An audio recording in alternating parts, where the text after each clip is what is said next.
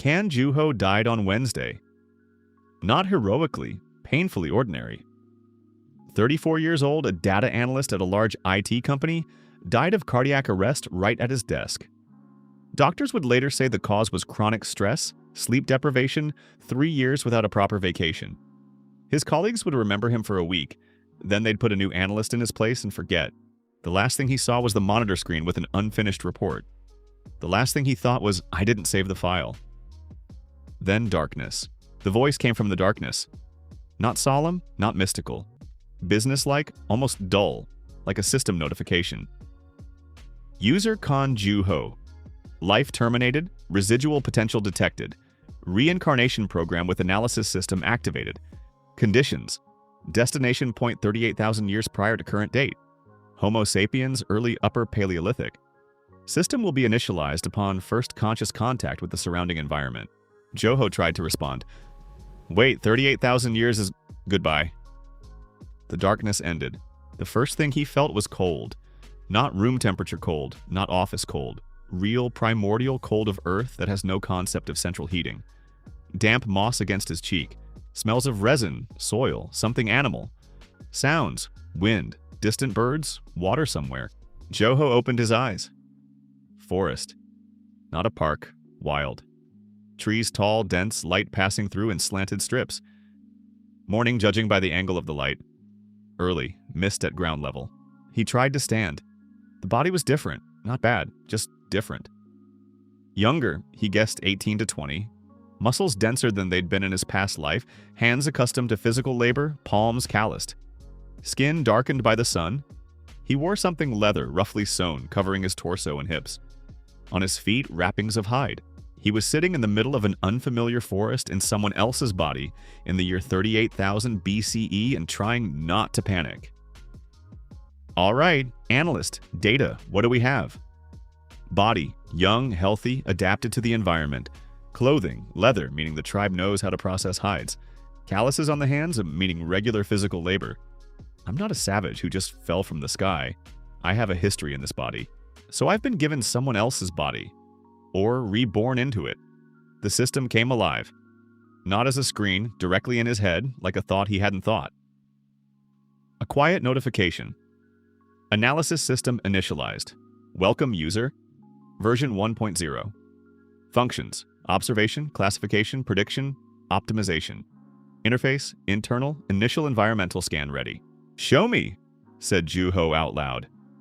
Then he realized he didn't know whether this body spoke an understandable language. He said it again and heard the sound come out unfamiliar. Guttural, short, not Korean, something else. Right, the body's language isn't mine, but my thoughts are mine. The system operates at the level of thought.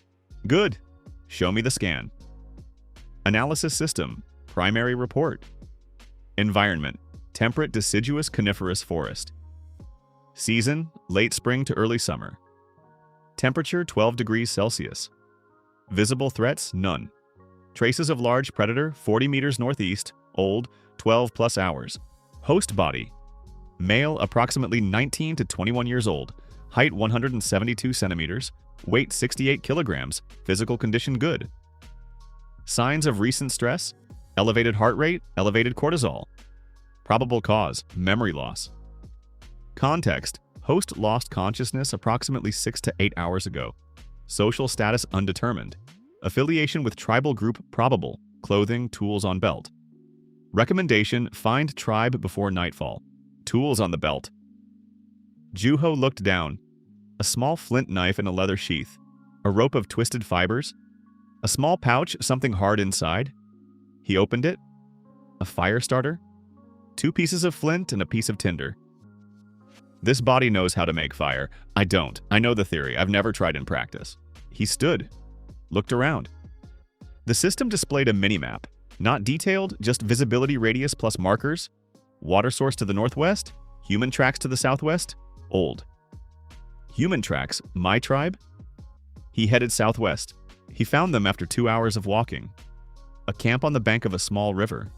Several lean-tos of poles and hides, a fire in the center, the smell of roasting meat. People. Juho stopped at the tree line and watched. The system analyzed. Count: 23 adults, 11 children. Total: 34 people. Social structure: signs of hierarchy visible. Central figure: male, approximately 40 years old. Large, speaking actively. Presumably the chief. Women occupied with processing hides, preparing food. Men repairing tools, guarding the perimeter. Reaction upon appearance of host: predictably tense. Recommendation: enter slowly, without sudden movements, demonstrating absence of threat.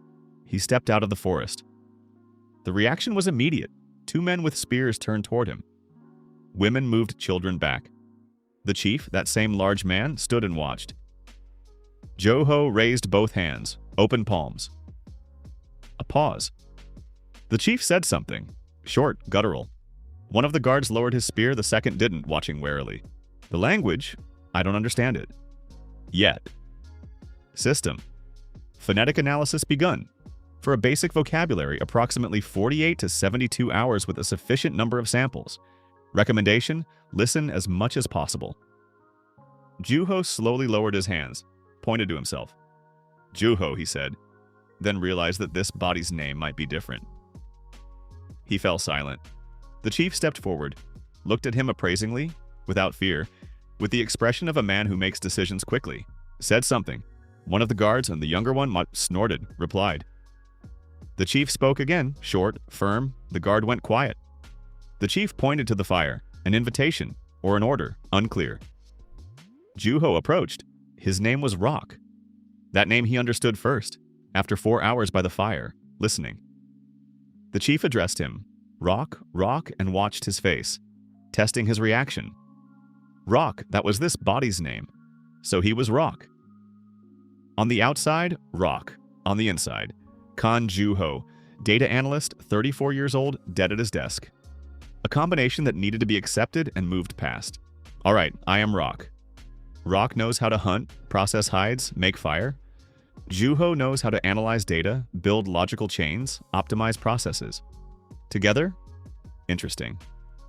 Meanwhile, the system was working. 4 hours by the fire, 47 words heard, 13 with repetition and context. A mini vocabulary was beginning to form. Core, food, tar, fire. Van, chief, the chief's name. Si, the tribe's name. Tribe Si. Ra, danger. After 4 hours, he understood less than 10% of conversations. But that was enough to grasp the main thing. The people by the fire were afraid. Not of him, of something else. The conversation at the fire returned to one topic again and again. The system logged keywords. Ra'a, large, something resembling the name of a beast. The word for losses was repeated several times, with the intonation of grief. Someone had died, recently, because of something large and dangerous. Juho watched the fire and listened. He stored every word, every intonation, every direction of a gaze. To the north, everyone looked north when speaking of the danger. The threat was to the north. The tribe? 34 people. Few. Very few for survival in the Paleolithic. System. What do we have on threats in the early Upper Paleolithic of Eurasia? The system produced a list calmly, like a reference book. Regional predators, Upper Paleolithic, cave lion, Panthera spelaea. The largest feline, up to 300 kilograms. Cave bear, Ursus spelaeus, up to 800 kilograms. Herbivorous but aggressive when threatened. Spotted hyena, pack predator. Wolves, mammoths, herbivorous but dangerous when threatened. Woolly rhinoceros, aggressive when encountered. Most probable threat based on tribal behavior, cave lion. Indicators, nocturnal predator, attacks solitary individuals in small groups, holds to one territory. Cave lion, twice the size of a modern one. Without firearms, without walls, 34 people. Juho stared at the fire. The first question of survival wasn't tribal politics, not hierarchy, not the chief's respect. The first question was the lion to the north. 3 days and the vocabulary had grown to 200 words. Not because the system worked miracles, because Juho listened methodically. Every conversation, every action with a name, every pointing gesture, all into the database. The system classified, found patterns, built grammar. On the third day, he could speak briefly. Not complexly, briefly. Nouns, verbs, basic relationships. Like a child just learning, but learning fast. The tribe looked at him strangely. He understood that on the second day, a few people exchanged glances when he spoke, quietly discussing something. The system intercepted fragments. Rock is not the same. Rock has changed. Rock speaks slowly like the sick. Right. Rock's body knew the language fluently. I speak like someone learning from scratch. That's suspicious. An explanation was needed. On the third evening by the fire with Van sitting nearby, Juho pointed to his head. Then to the ground where he had lost consciousness. Then to his head again. Rock fell, he said slowly in the tribal tongue. Rock does not remember. A pause. Words come slowly. Van looked at him. Hit a stone? Asked the chief. Simple words slowly. He had already understood that Rock spoke slowly and had adapted. Don't know, said Juho. Perhaps, Van thought. System, analysis of the chief's facial expression. Skepticism but acceptance. Explanation sufficient for primitive logic. Memory loss from a blow is a known phenomenon, even in archaic societies. Van nodded. Rock hunts tomorrow, he said. We'll show he remembers how to hunt. A test? Juho looked at the chief. Good, he said.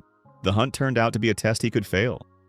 The body knew how to hold a spear. You could feel it in muscle memory. But muscle memory and conscious control are different things. The first two throws came out awkward. The hunters, 5 men, noticed. Exchanged glances. On the third throw, Juho stopped. Don't pull with the arm, use the hips. A spear isn't an arm, it's an extension of the whole body. Rotation, weight transfer, release at the last second. He remembered an article he had read 3 years ago. Biomechanics of throwing weapons, some scientific journal read at lunch between reports. Release angle, 35 to 40 degrees. Maximum range. Wrist relaxed at the moment of release. The third throw, normal. Not perfect, but normal. A hunter nearby, young, about 17, with sharp eyes, looked at him. Not with suspicion, with interest. Rock throws differently, he said. Trying something new, said Juho. Briefly, his vocabulary couldn't yet accommodate long explanations. Why? Want to throw farther, the hunter thought. Teach me, he asked. First contact.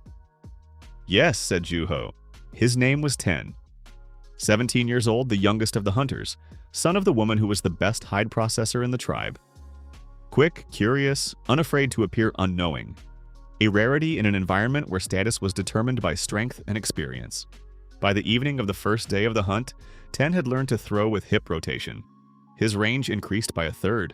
He stared at the spear in the ground far past the previous marker. Then at Juho. How do you know such things? Asked 10.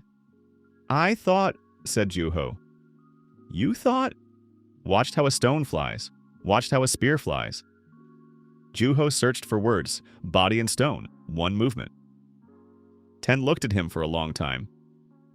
You are strange, Rock, he said. I know, but good strange. On the 7th day, the cave lion killed another member of the tribe. A hunter, a grown man, one of the experienced ones. Left in the morning to the north, after prey. Didn't return. Tracks were found by evening, and what was left. The camp that night was quiet, tense. A woman wept by the fire. Children made no noise. Van sat apart and stared at the fire. Juho watched. The system worked. Situation analysis. Cave lion in tribal territory. Critical threat. Over the past month, based on indirect evidence from conversations, 2 killed. A tribe of 34 people cannot sustain regular losses. If the trend continues, critical population decline within 6 to 8 months. Standard Paleolithic tribal defense methods. Noise, fire, group resistance. Effectiveness against cave lion, low. Lion adapts to fire with regular exposure. Noise, temporary effect. Juho looked at the chief. He needs a solution. Not tomorrow, now. What do I know about cave lions? The journal article. I don't remember the details. Logic. He is an ambush predator. Attacks solitary individuals. Territorial. Avoids active confrontation with a group. So the answer lies in organization, not in strength, in structure. He approached Van. Sat beside him, was quiet for a minute. Van, he said. The chief looked. The lion attacks one. Always one, said Juho slowly, selecting words. The lion fears a group. Van looked at him. I know, said the chief. We go together. He went alone again. Why did he go alone? Van was silent. In that silence was the answer. The man had gone alone because the group moved slower, because prey was scarce, because need had forced him to take the risk. We need prey, said Van. No prey, no food. The root of the problem, not the lion in itself. The shortage of food forced hunters to risk going alone. To solve the problem of the lion meant solving the problem of food, or making solitary outings structurally impossible, Juho thought. We can kill the lion, he said. Van looked at him sharply, home without mockery. Seriously, how? A trap. Long silence. You know how? I think so, said Juho. Give me 2 days to think. Van looked at him a moment longer. 2 days, said the chief. For 2 days, Juho walked through the forest.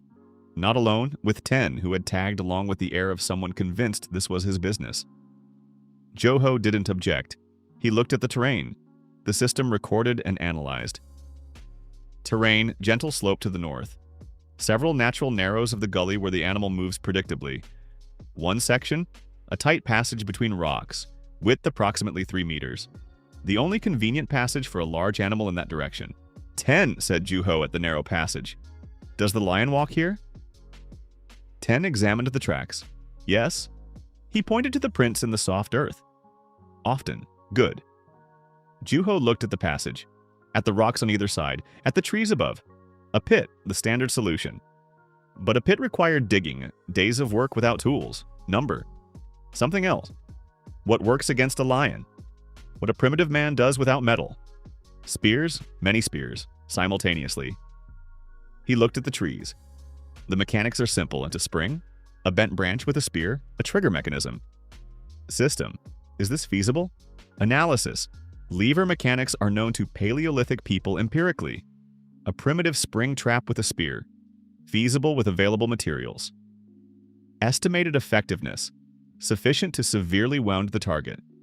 Fatal result probable with several simultaneous traps. Construction time, 1 to 2 days with 4 to 5 people. 10, said Juho. I need people. 4 people, strong. 10 looked at the passage between the rocks. What have you devised? The forest will kill the lion instead of us. Van gave him men. Not with enthusiasm, with cautious skepticism that Juho had already learned to read in his face. Show me it works. Then there will be trust. 4 men, 10 as a 5th. Juho explained slowly. The language didn't yet allow for complexity. He had to show with his hands, draw with a stick in the dirt. Bend a young tree, and supple enough. Tie a spear to it, point aimed at the passage. Make a trigger from a rope stretched across the path, at leg height, nearly invisible. When the animal catches the rope, the tree snaps back. The spear flies. 3 such traps in a row across the width of the passage. The hunters listened. First reaction, doubt on their faces.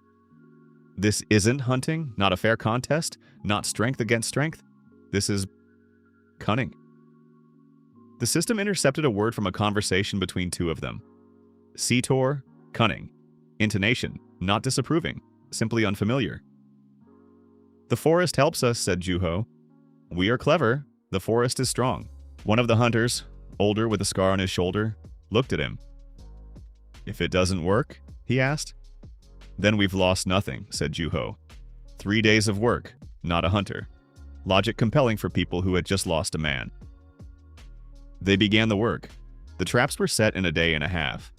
The hardest part was the trigger mechanism. Explaining the principle in a language of 300 words turned out to be non-trivial. Juho showed again and again, with his hands, with wooden models. The hunter with the scar, his name was Gore, stopped him at some point. I understand, said Gore. The rope holds the tree. The beast breaks the rope, the tree strikes.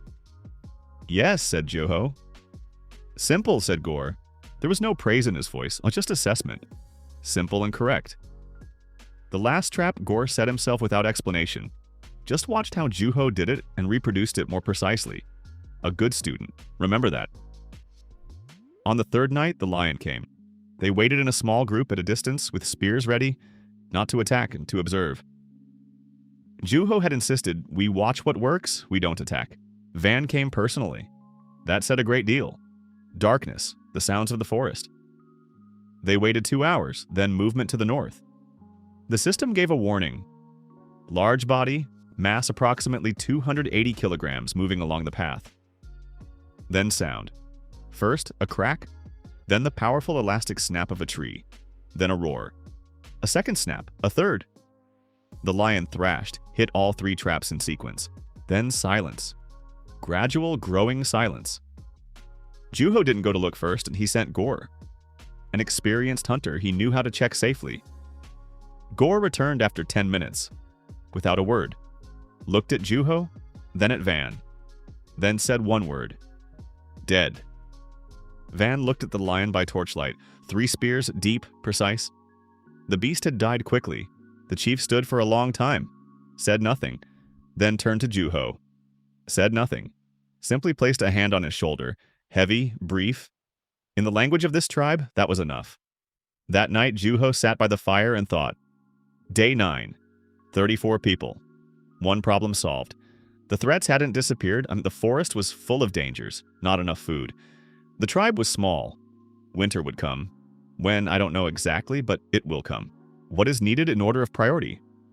First, food, a stable source. Second, protection. Not from a specific lion, from threats in general. Third, tribal growth. 34 people is too few. Fourth, language. I need to speak freely. Start with food. What do I know about nutrition in the Paleolithic? Hunting is unstable, gathering is seasonal. Fishing, there's a river nearby, high potential. What else? Nets.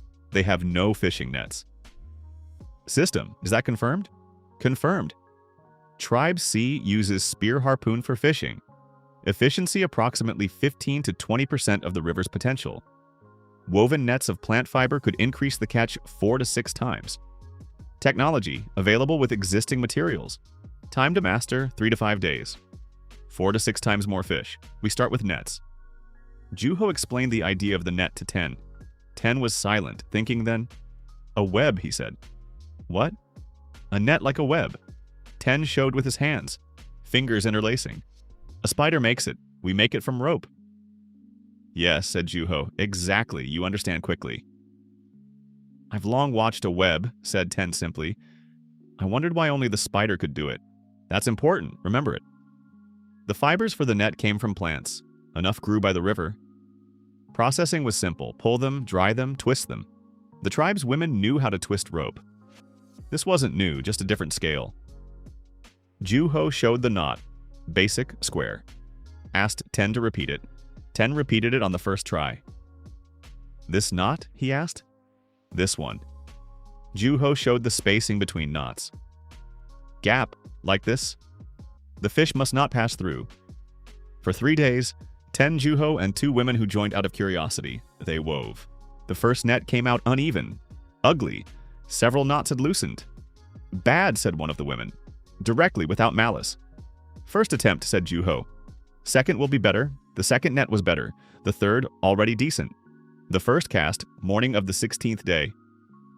Juho, Ten, Gore, who came out of curiosity. The net was set across a narrow section of the river tied to stakes. They waited an hour, pulled it out. Gore looked at the net.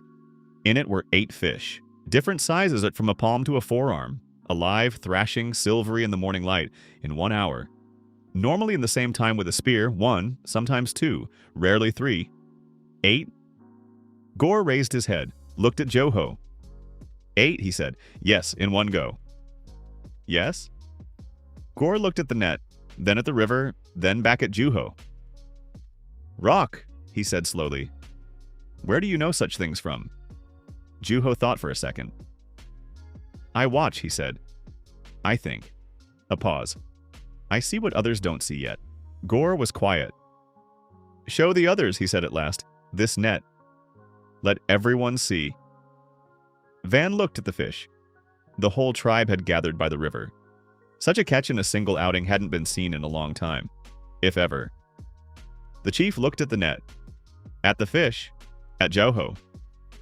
Did you think of this? He asked. The spider thought of it, said Joho. 10 saw it. I made it from rope. Van looked at 10. 10 looked back directly, young, with dignity, not shrinking. Van turned back to Joho. The lion trap, the fishnet.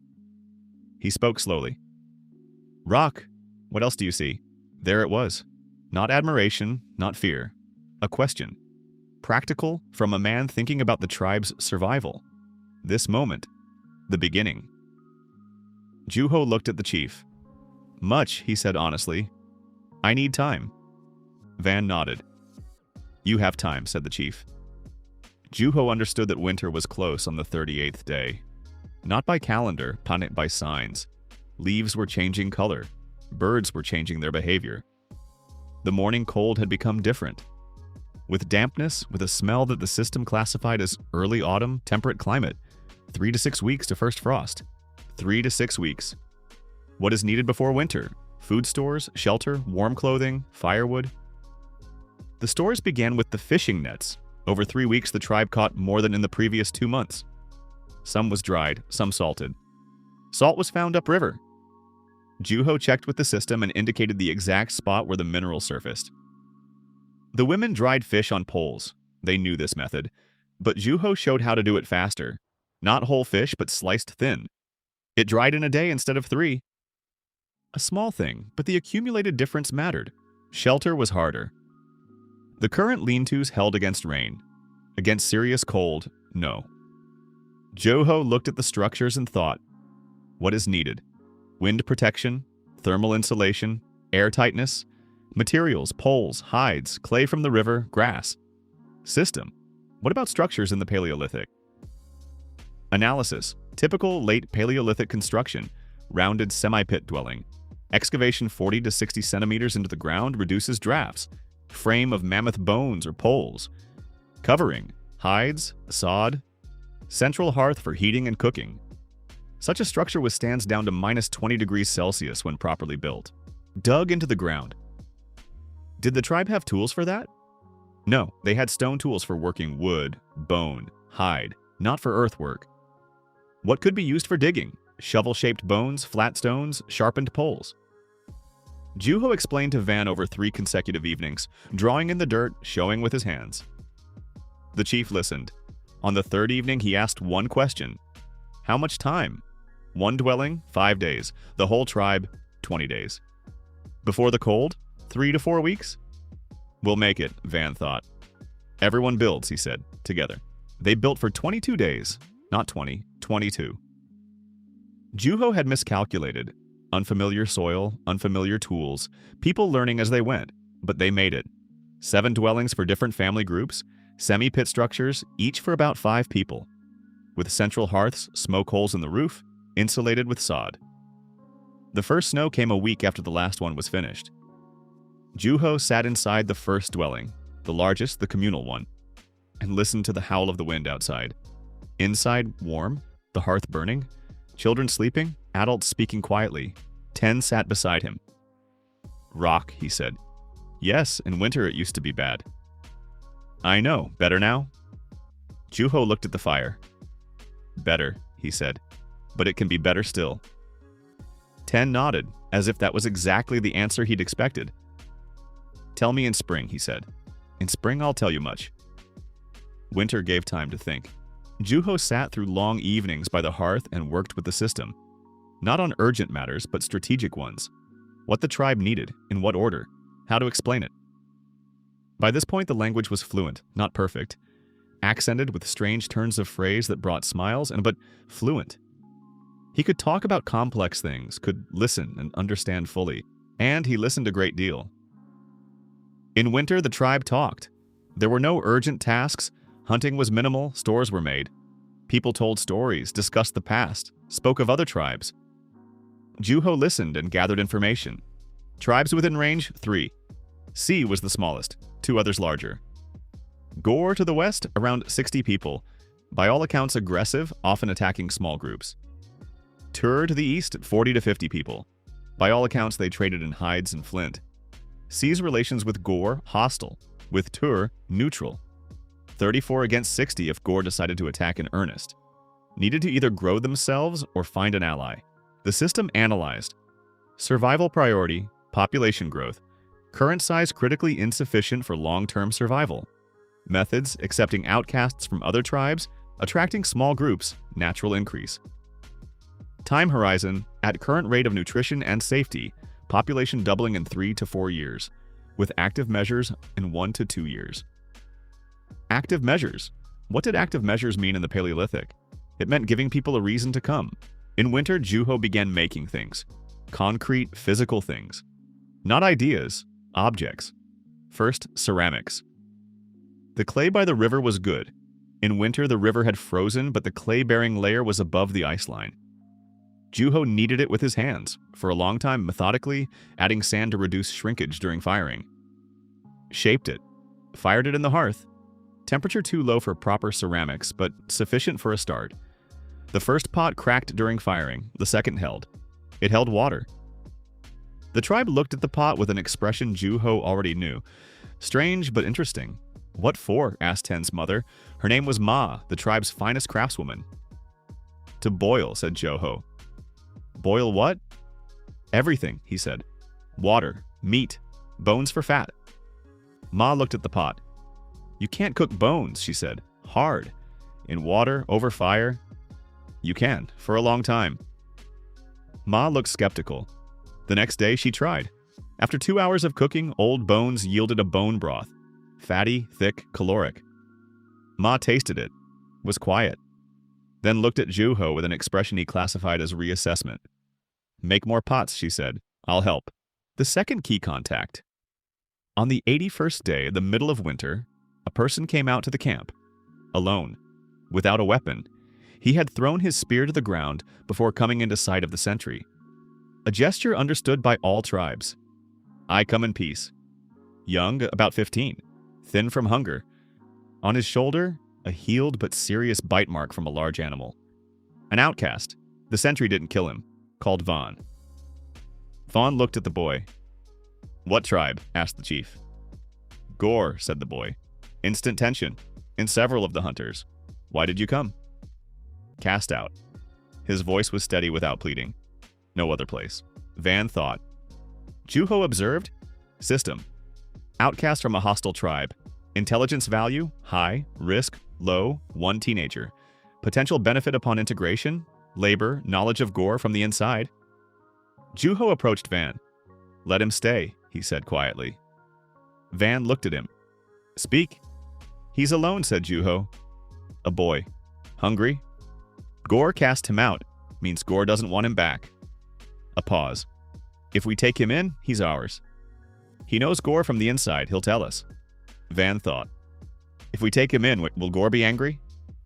They cast him out themselves, said Juho. Their choice. A long silence. We take him in, said Van. His name was Kay. The story was simple and brutal. He hadn't obeyed a senior hunter who had broken his arm. He had responded with a blow. In Gore, that was punishable by exile or death. They gave him exile only because he was young. Kay ate for 3 days straight. Not greedily, but methodically, like someone who has been hungry for a long time and knows not to eat too much at once. Juho noticed that, a smart boy, he controls himself.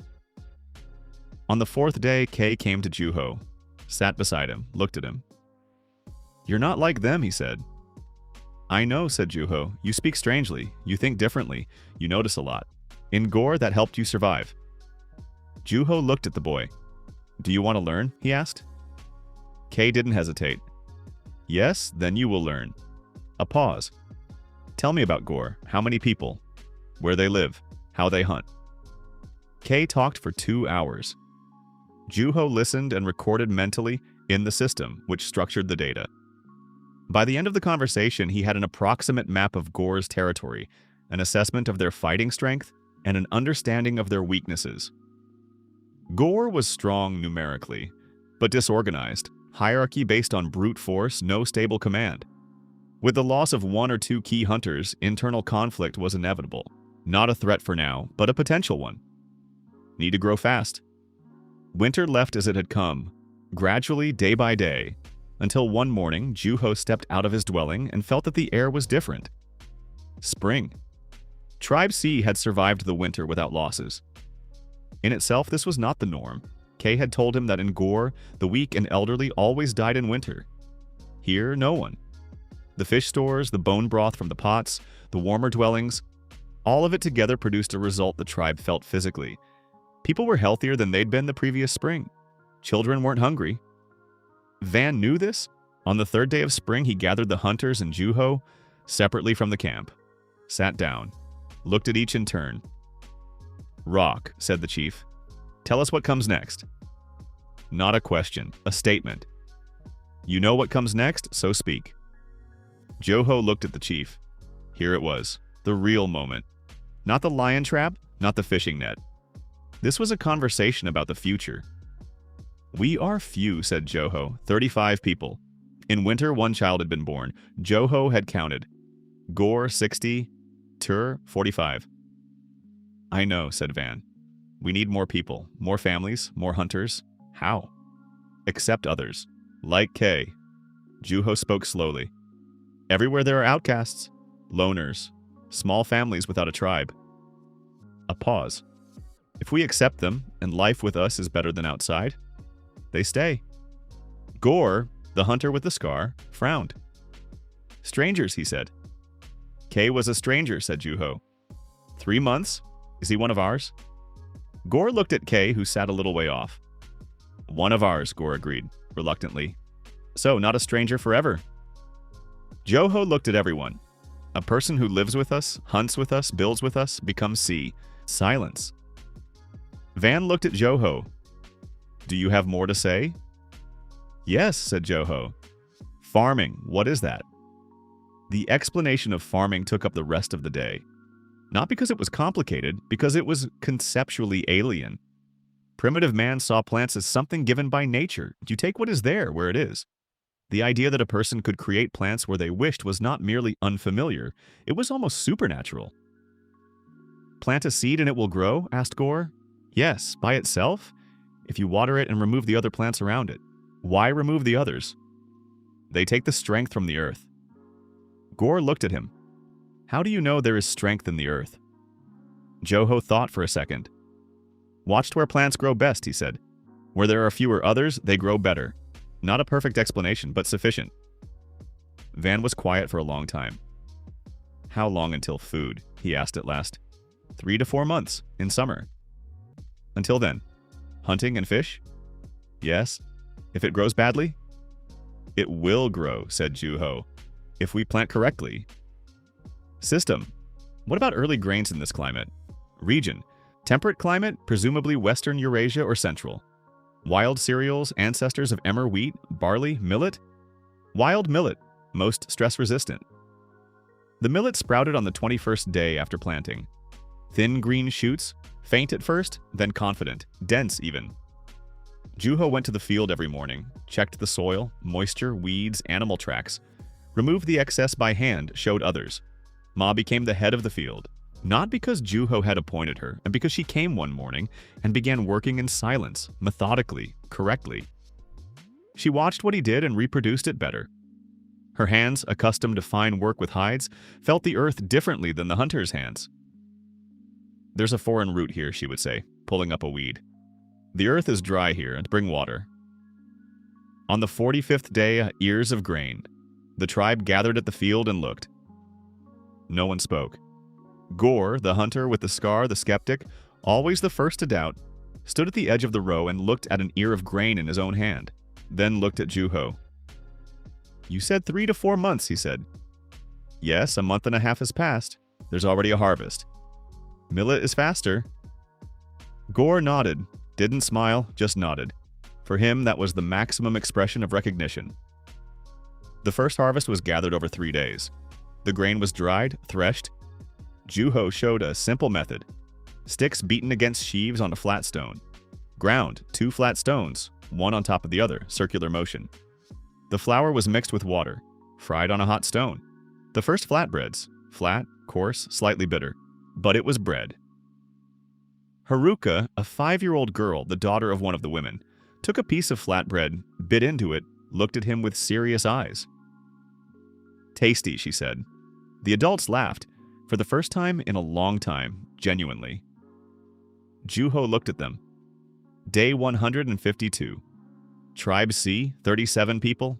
The field works, the nets work. The dwellings hold the warmth. People are healthier than a year ago. It is slow, but it is moving. They came from the east at dusk. 3 of them, a man, a woman, a child of about 8. Outcasts from Tursk, that became clear from the first words. The man walked with a limp. His leg had healed poorly after a break. The woman held the child by the hand and looked at the Sikh camp without pleading in her eyes, simply assessing. Van looked at the 3, then glanced briefly at Juho, a questioning look. Juho approached the woman, spoke slowly. The Tur dialect differed somewhat, but was understandable. "From Tur?" "Yes, why did you leave?" "They drove us out." She looked directly. "Husband is lame, they say extra mouth." A pause. I argued. "They drove me out too. Can you do anything?" The woman looked at him. "I can work flint," she said. "Better than anyone in Tur, system instantly." Flint napping, a critically important skill.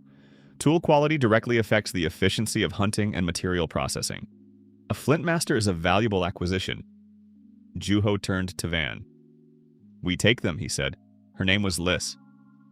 Within a week it was clear she hadn't been exaggerating.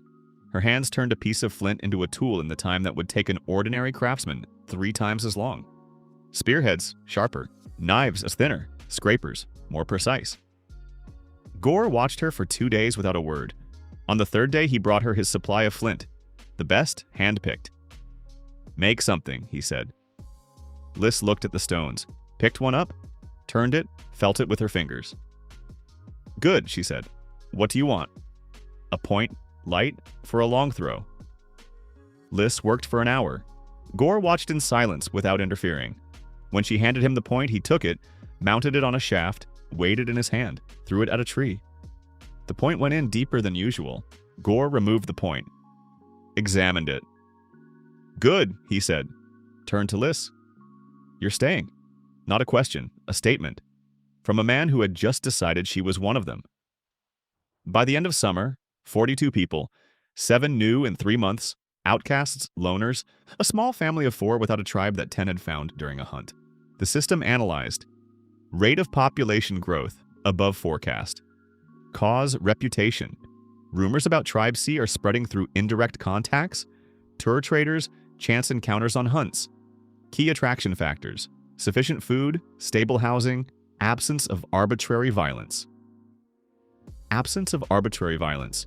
This had not been self-evident. Juho had specifically worked with Van on this. Not directly, not as a command. Through conversations, through examples, through logic that the chief accepted because it worked. If the strong strike the weak without cause. The weak leave or don't come. Fewer people, fewer hunters, less food. Van was a pragmatist. Pragmatism accepted arguments. Kay returned from reconnaissance alone, quickly, with an expression that Juho had learned to read over the months. Bad news. "Speak," said Juho. "Gore." Kay sat down, steadied his breathing.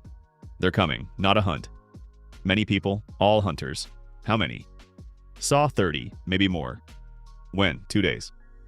Juho looked at him. "Where are they going?" "Here." The system fired instantly. Critical threat.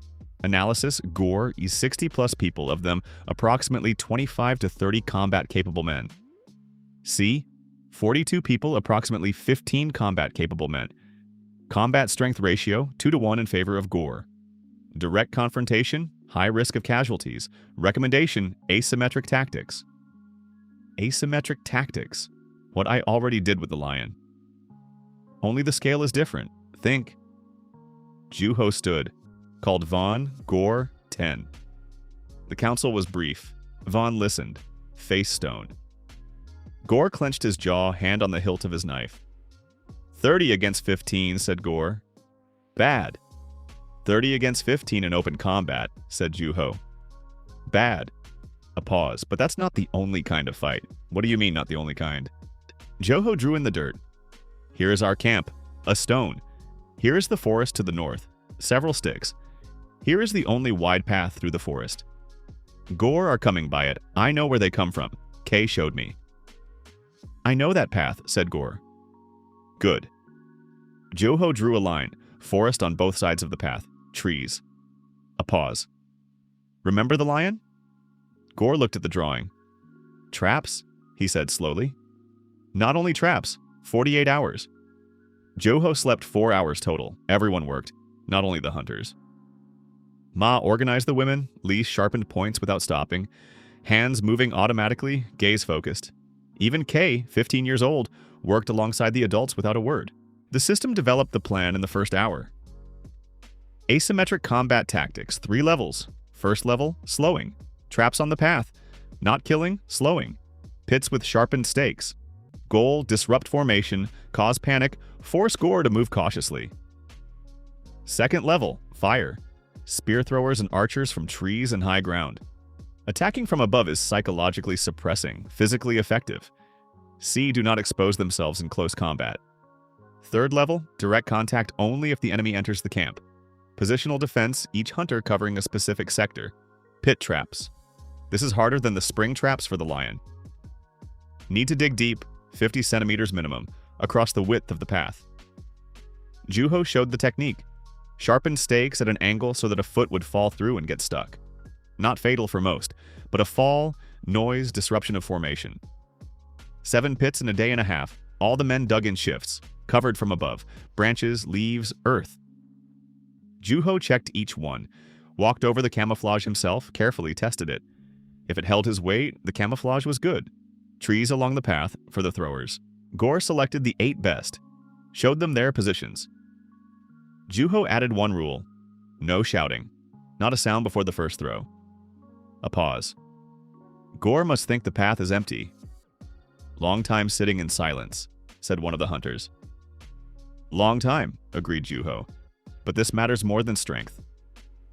On the second day, a separate conversation with Van.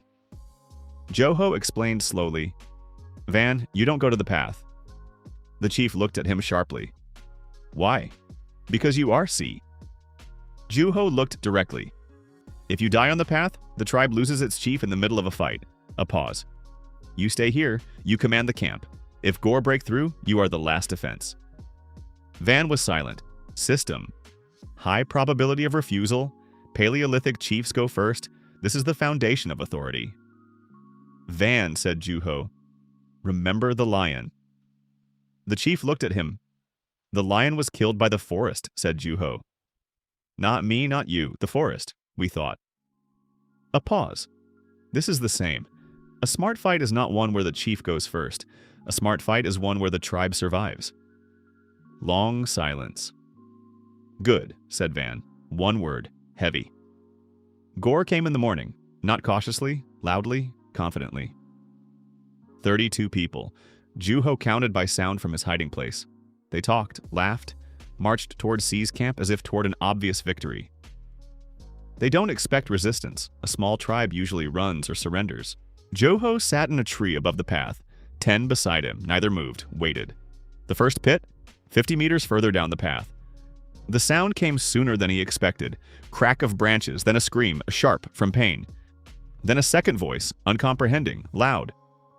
Then a chain reaction. Those walking behind hadn't seen what happened ahead. They pressed forward, pushed.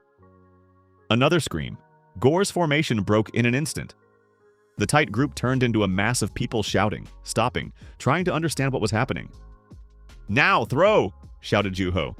8 spears from the trees simultaneously. Not all hit. 3 missed, 5 didn't. Non-killing throws and Kai. Into shoulders, legs, arms. The goal was not to kill, the goal was terror.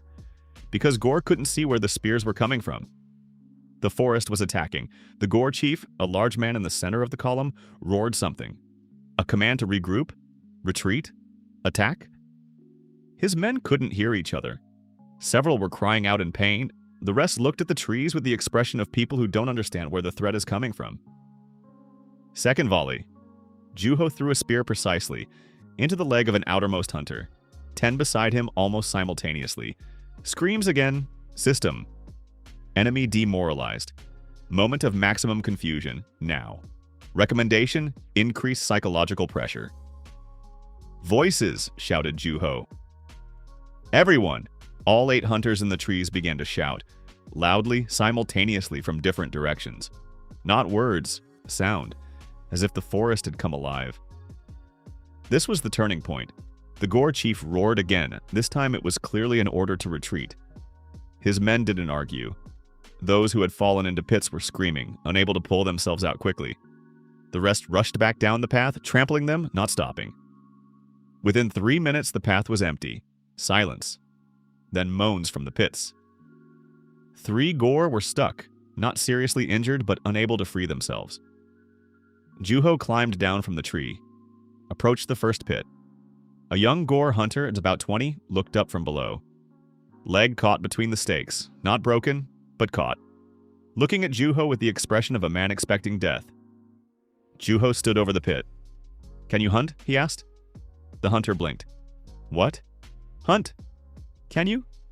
"Yes, processing hides." "No, only hunting." "Good." Juho extended a hand down. "Come out." The hunter looked at the hand, then at Juho. "Why?" "Because we need hunters." All 3 were pulled from the pits. Not all were accepted. 2 left, choosing to return to Gore. 1 stayed, that young one. His name was Bragg. Gore looked at Bragg with undisguised suspicion. "Gore," he said to Juho. "Was Gore," said Juho.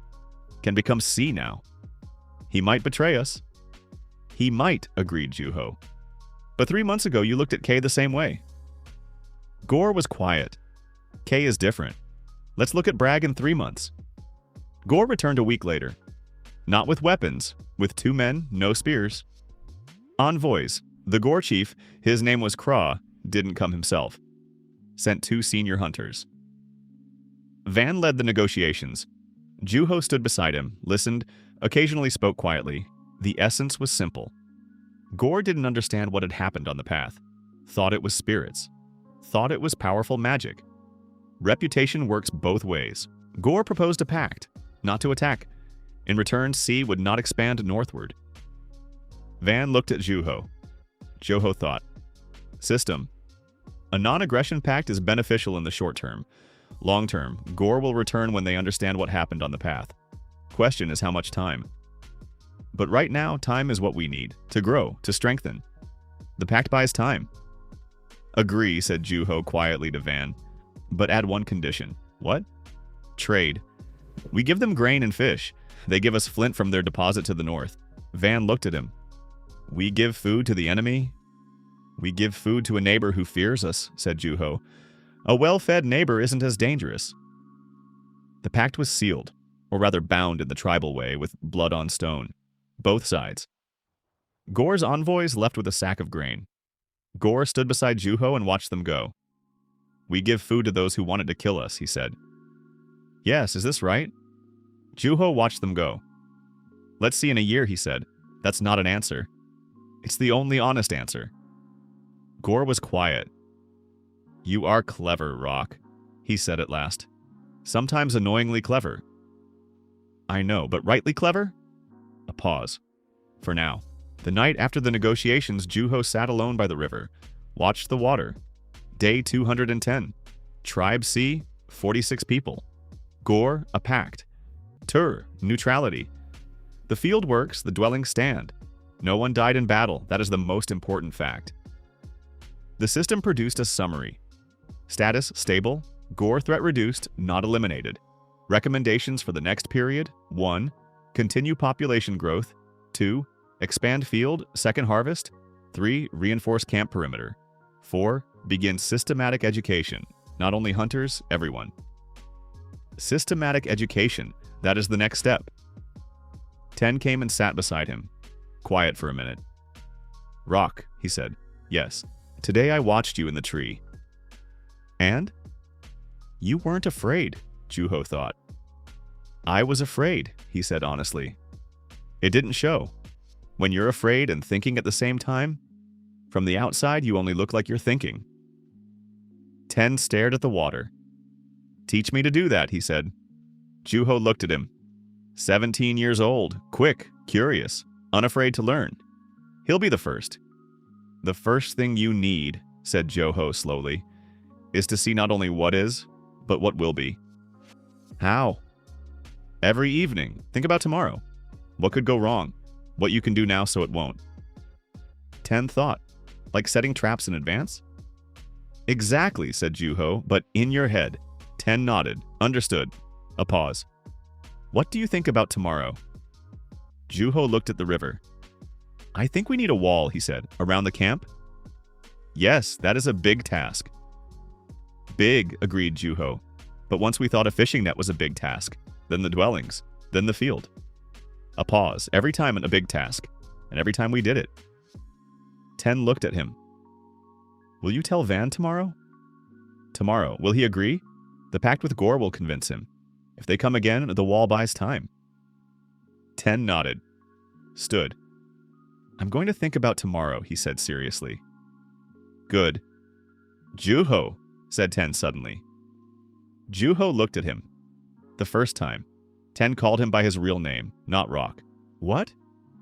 I'm glad you fell back then, in the forest, and became different. 10 spoke plainly without embellishment. The Rock who was before, a good hunter, but you are better. Joho looked at him. A 17-year-old boy and hides by a river in 38,000 BCE. Speaking the truth simply and precisely, the way only people who are unaccustomed to lying can. Thank you, 10, said Juho. 10 left. Juho stayed by the river, listened to the water. Day 210. This is only the beginning. They began the wall 2 weeks later. Not stone, wood. A palisade of vertical logs. A standard that Juho knew from any history textbook, simple and effective. But primitive man didn't think about fences around a camp. The camp was always open, everywhere. Come and go at any moment. An enclosure, and that was different thinking, settled, urban. Van gave his approval. Gore organized the felling. First day, 9 logs standing vertical in the ground. Laughably few. But Juho looked at those 9 logs and saw not them, saw what would be. 9 logs, a beginning. In a month, a perimeter. In half a year, gates. In a year, a second row. Every great thing begins with 9 logs. Haruka, the little girl who was the first to try the flatbread, ran up to the first log, touched it. What is this? She asked Juho. A wall, he said. Small, for now. She looked at him with the seriousness that only exists in children and in the very wise. Will it grow? It will grow. Haruka nodded, as if that was obvious and right, and went on her way. The tribe was the same. Small for now. It will grow. Day 225. Tribe C, 46 people. The first 9 logs of the wall stand by the river. The field yields its second harvest. Gore sharpens a new spearhead. Liss's work. 10 thinks about tomorrow every evening. K is teaching Bragg to set traps. Kan Juho, also known as Rock, sits by the first foundation stone that has not yet been laid. By a river that has no name yet, in a city that is still only 9 logs. And thinks about the day after tomorrow. By autumn, the wall was half finished. Not because work was slow, but because the tribe was growing faster than Juho had planned, and the perimeter had to be expanded twice. 46 people had become 53 in a month and a half. New people, again outcasts, loners, once an entire family of 7 who simply passed by, stopped to look at the field. Stopped and didn't leave. The family had come from places whose names Juho hadn't heard. They spoke a similar language, a dialect, foreign but understandable. The head of the family, a stocky, quiet man named Dor, spent the first 3 days only observing. Walked through the camp, looked at the field, the dwellings, the palisade. On the 4th day, he approached Juho. You're the one building this, he asked. We are building it, said Juho. You do the thinking, not a question. Yes, Doctor was quiet. Where we come from in the north, there's nothing like this. A pause. Nowhere is. There will be, said Joho. Dor looked at him for a long time. I know how to build, he said, not from wood, from stone. Where we came from, there is much stone. I laid stone walls, small ones. A pause, but I know how. System instantly. Stone masonry, critically important skill for long-term construction. Wood burns, rots, requires replacement. Stone is permanent. A bearer of this skill has priority acquisition.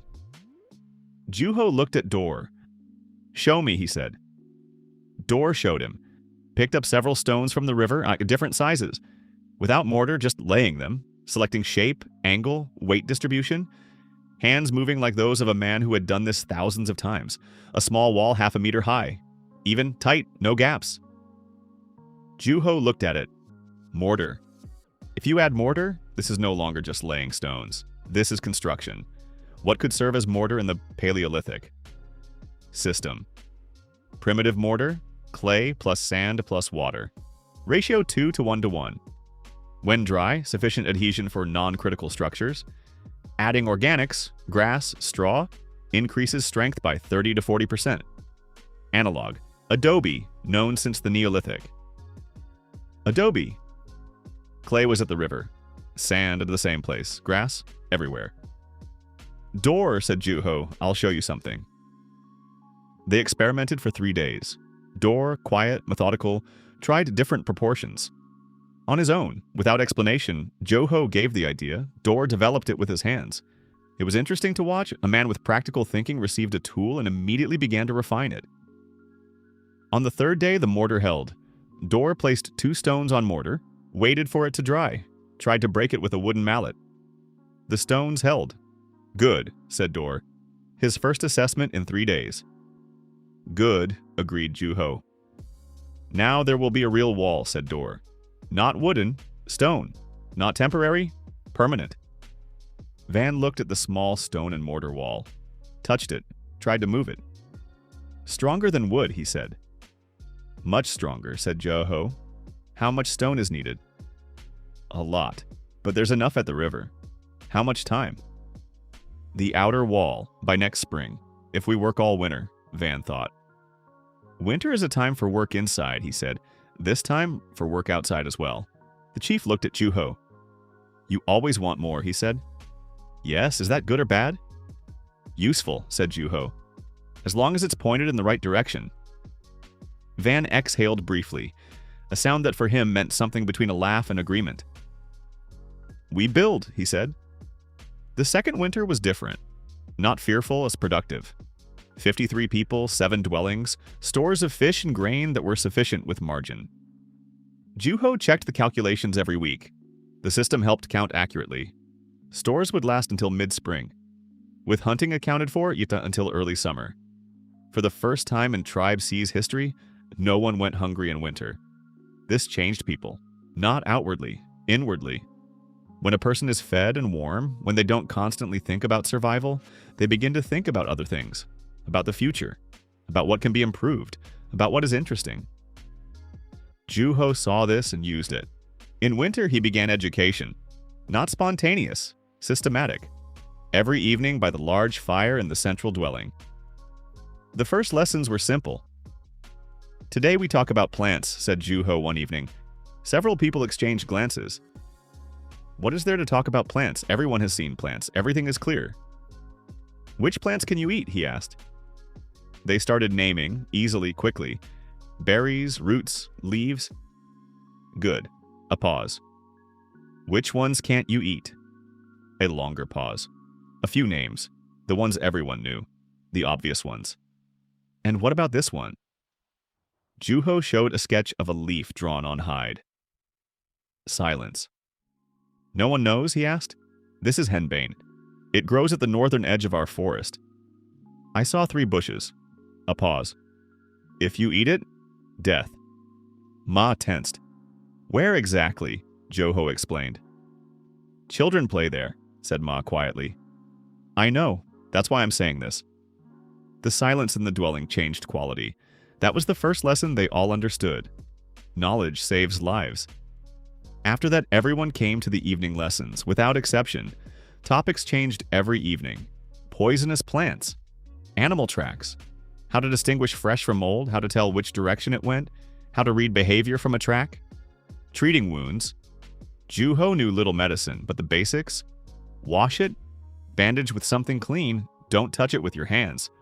Already reduced mortality from small injuries, then counting. This turned out to be the hardest. Not because people couldn't, they could. 1, 2, 3, many.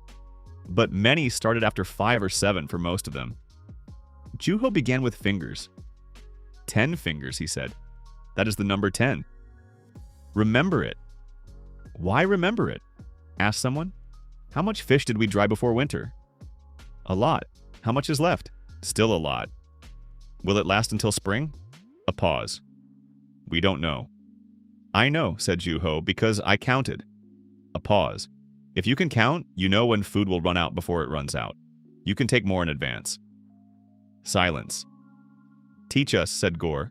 10 grasped counting in 3 days, K in 5, Ma in a week, but then used it more precisely than anyone, starting to count stores, division of labor, quantity of material for hides. Bragg from Gore, a former enemy, turned out to be unexpectedly capable. He counted quickly, memorized patterns, asked questions others didn't ask. Rock, he said one day, if I know how much fish we have today and how much we eat each day, I can calculate when it will run out. Yes, is that like seeing the future? Juho looked at him. Exactly. That's what seeing the future is through numbers. Exactly, he said. Bragg thought. Then someone who can count is stronger than someone who is simply strong?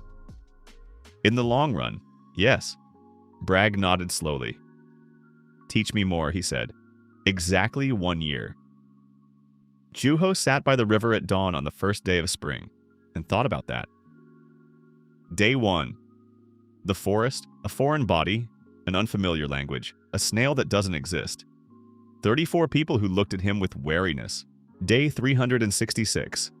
53 people, a field, fishing nets, 7 dwellings, the beginning of a stone wall, evening lessons, counting, Ma's pots, Liss's points, Ten's tracking, the navigation of Inoue who didn't exist yet, Bragg who can count faster than anyone. Every person is a skill, a piece of knowledge, a strength that multiplies with the other skills around it. The system produced an annual report. He had requested it specifically. Comparative analysis. Day 1 versus day 366. Population 34 to 53. Growth plus 56%. Food sources hunting to hunting plus fishing plus farming. Housing quality. Open lean-tos to semi-pit dwellings with hearths. Winter mortality. 2 to 3 people normally leads to 0. Threat level, critical, lion, gore leads to manageable. Average knowledge level, basic survival leads to basic survival plus specialization by direction. Forecast for the next year at current trend. Population 70 to 80 people, wall completed, second field, possibility of trade with Tur. 70 to 80 people. That's no longer a tribe, that's a village. 10 found him by the river, sat beside him without words. He had already learned when Juho wanted to talk and when he was thinking. Juho began himself. A year has passed. Yes. You have changed, 10. The young hunter looked at the water. So have you. I have changed? At the beginning you spoke slowly. Thought for a long time before each word. 10 was quiet. Now you speak like C. You think quickly. Sometimes I can't keep up with you. Juho looked at the river. I was learning, he said. You're always learning. It's the only thing I'm truly good at. 10 turned to him. No, he said. You know how to see people. A pause. Gore, you knew he needed a good point. Ma, that she needed a field. K, that he was smart and needed tasks. Dor, that he had a builder's hands. He spoke calmly, without flattery. You look at a person and see what they can become. Not what they are, what they can become. Juho was silent. That's not me, that's the system. Or it's me through the system. The difference was growing smaller every month. Thank you, he said. Rock, said 10. Juho. Joho. 10 said it without surprise. He had grown used to it over the year. What do you want to build? In the end, when everything is ready, Juho thought. A city, he said. What is a city? A place. Juho looked at the river. A large place, many people. Each person knows their own thing. The hunter hunts, the builder builds, the healer heals, the teacher teaches. A pause. Together, stronger than each alone. 10 listened. Is that possible? He asked. I don't know, said Juho honestly, but we can try. 10 looked at the river. I want to be a tracker in that city, he said, the best one. You're already the best in C. C has 53 people. A pause. I want to be the best among many. Exactly. That's what growth is. When a person sees that their ceiling is higher than their current result. Tur sent a man, not by chance, deliberately. Officially with advance notice through shared hunters who met on neutral ground. The envoy was young, well-dressed by Paleolithic standards, with several ornaments of bone and shell. This said much. Tur traded, they had things to exchange. They had things to exchange, had connections with distant tribes. His name was Sar. He spoke confidently, looked directly, the habit of a man who had negotiated before. Sat with Van and Juho by the fire. Tur has heard of C, he said. Heard good things, asked Van. Different things. Sar didn't smile. Heard that Gore couldn't take your camp. Heard that you were growing. Heard that you eat grain that you grew yourselves. All true, said Van. Tur wants to see this grain. To see it or to buy it? Sar looked at the chief, then at Juho. Something in his gaze changed when he looked at Juho. An assessment. This man is not simply a hunter sitting beside the chief. To buy, said Sar, if the price is right. What do you offer in return? Flint from the northern deposit. Salt? Shells for ornaments? Juho listened and was quiet. System. Analysis of offer. Flint. Already available through packed with Gore salt. Needed. Shells. Not a primary value. What is actually needed from Tur? Tur is larger than C, trading connections with other tribes. Primary value. Information and access to exchange network. Direct value of goods is secondary.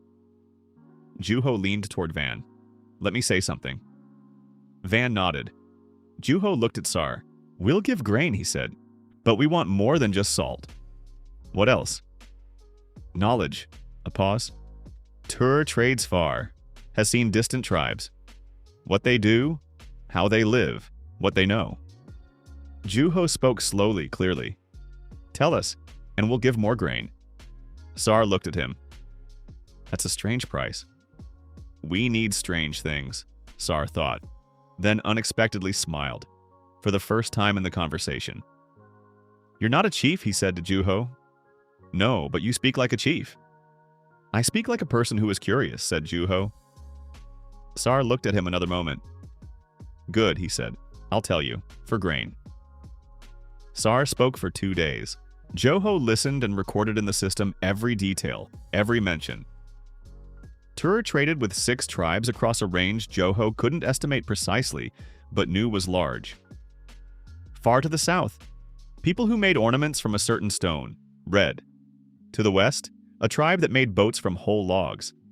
To the north, mammoth hunters, very strong, lived in large groups. Data analysis. Key findings. 1. Boats from logs, transport technology. Critically increases access to river resources and distant territories. 2.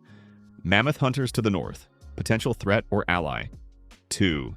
Mammoth hunters to the north. Potential threat or ally depending on approach. Numbers unknown but very large groups, likely 100 plus people. 3. Redstone to the south, likely red ochre. Used for territory marking, rituals, possibly for hide processing. Boats. The river is a road. A boat turns the river from an obstacle into a path. Access to resources upstream and downstream.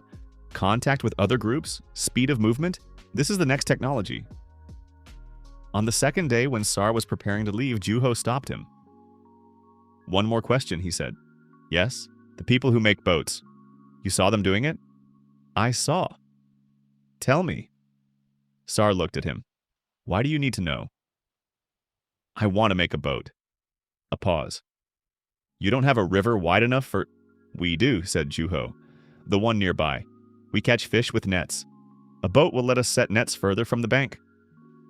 A pause. More fish, Sar thought. I only saw it from the outside, he said. I don't know how they make it from the inside. The outside is enough, Sar told him.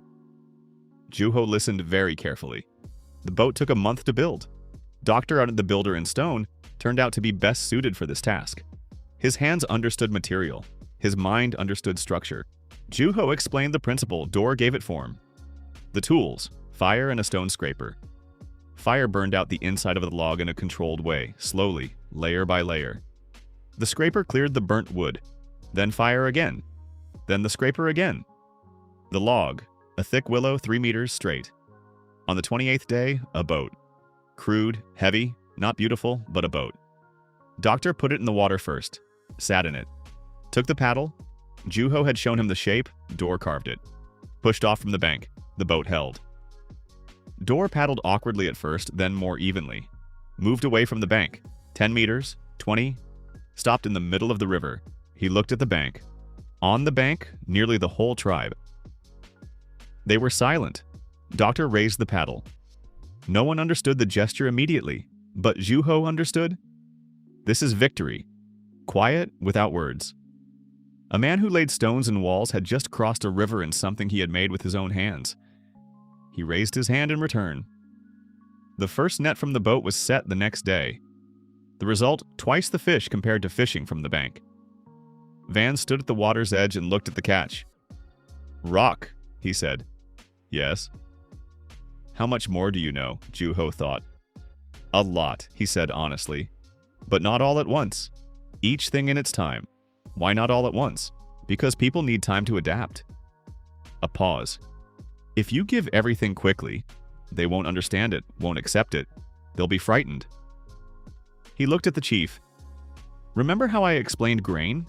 I explained it for 2 days, and now Ma knows better than I do what to do in the field." Van was quiet.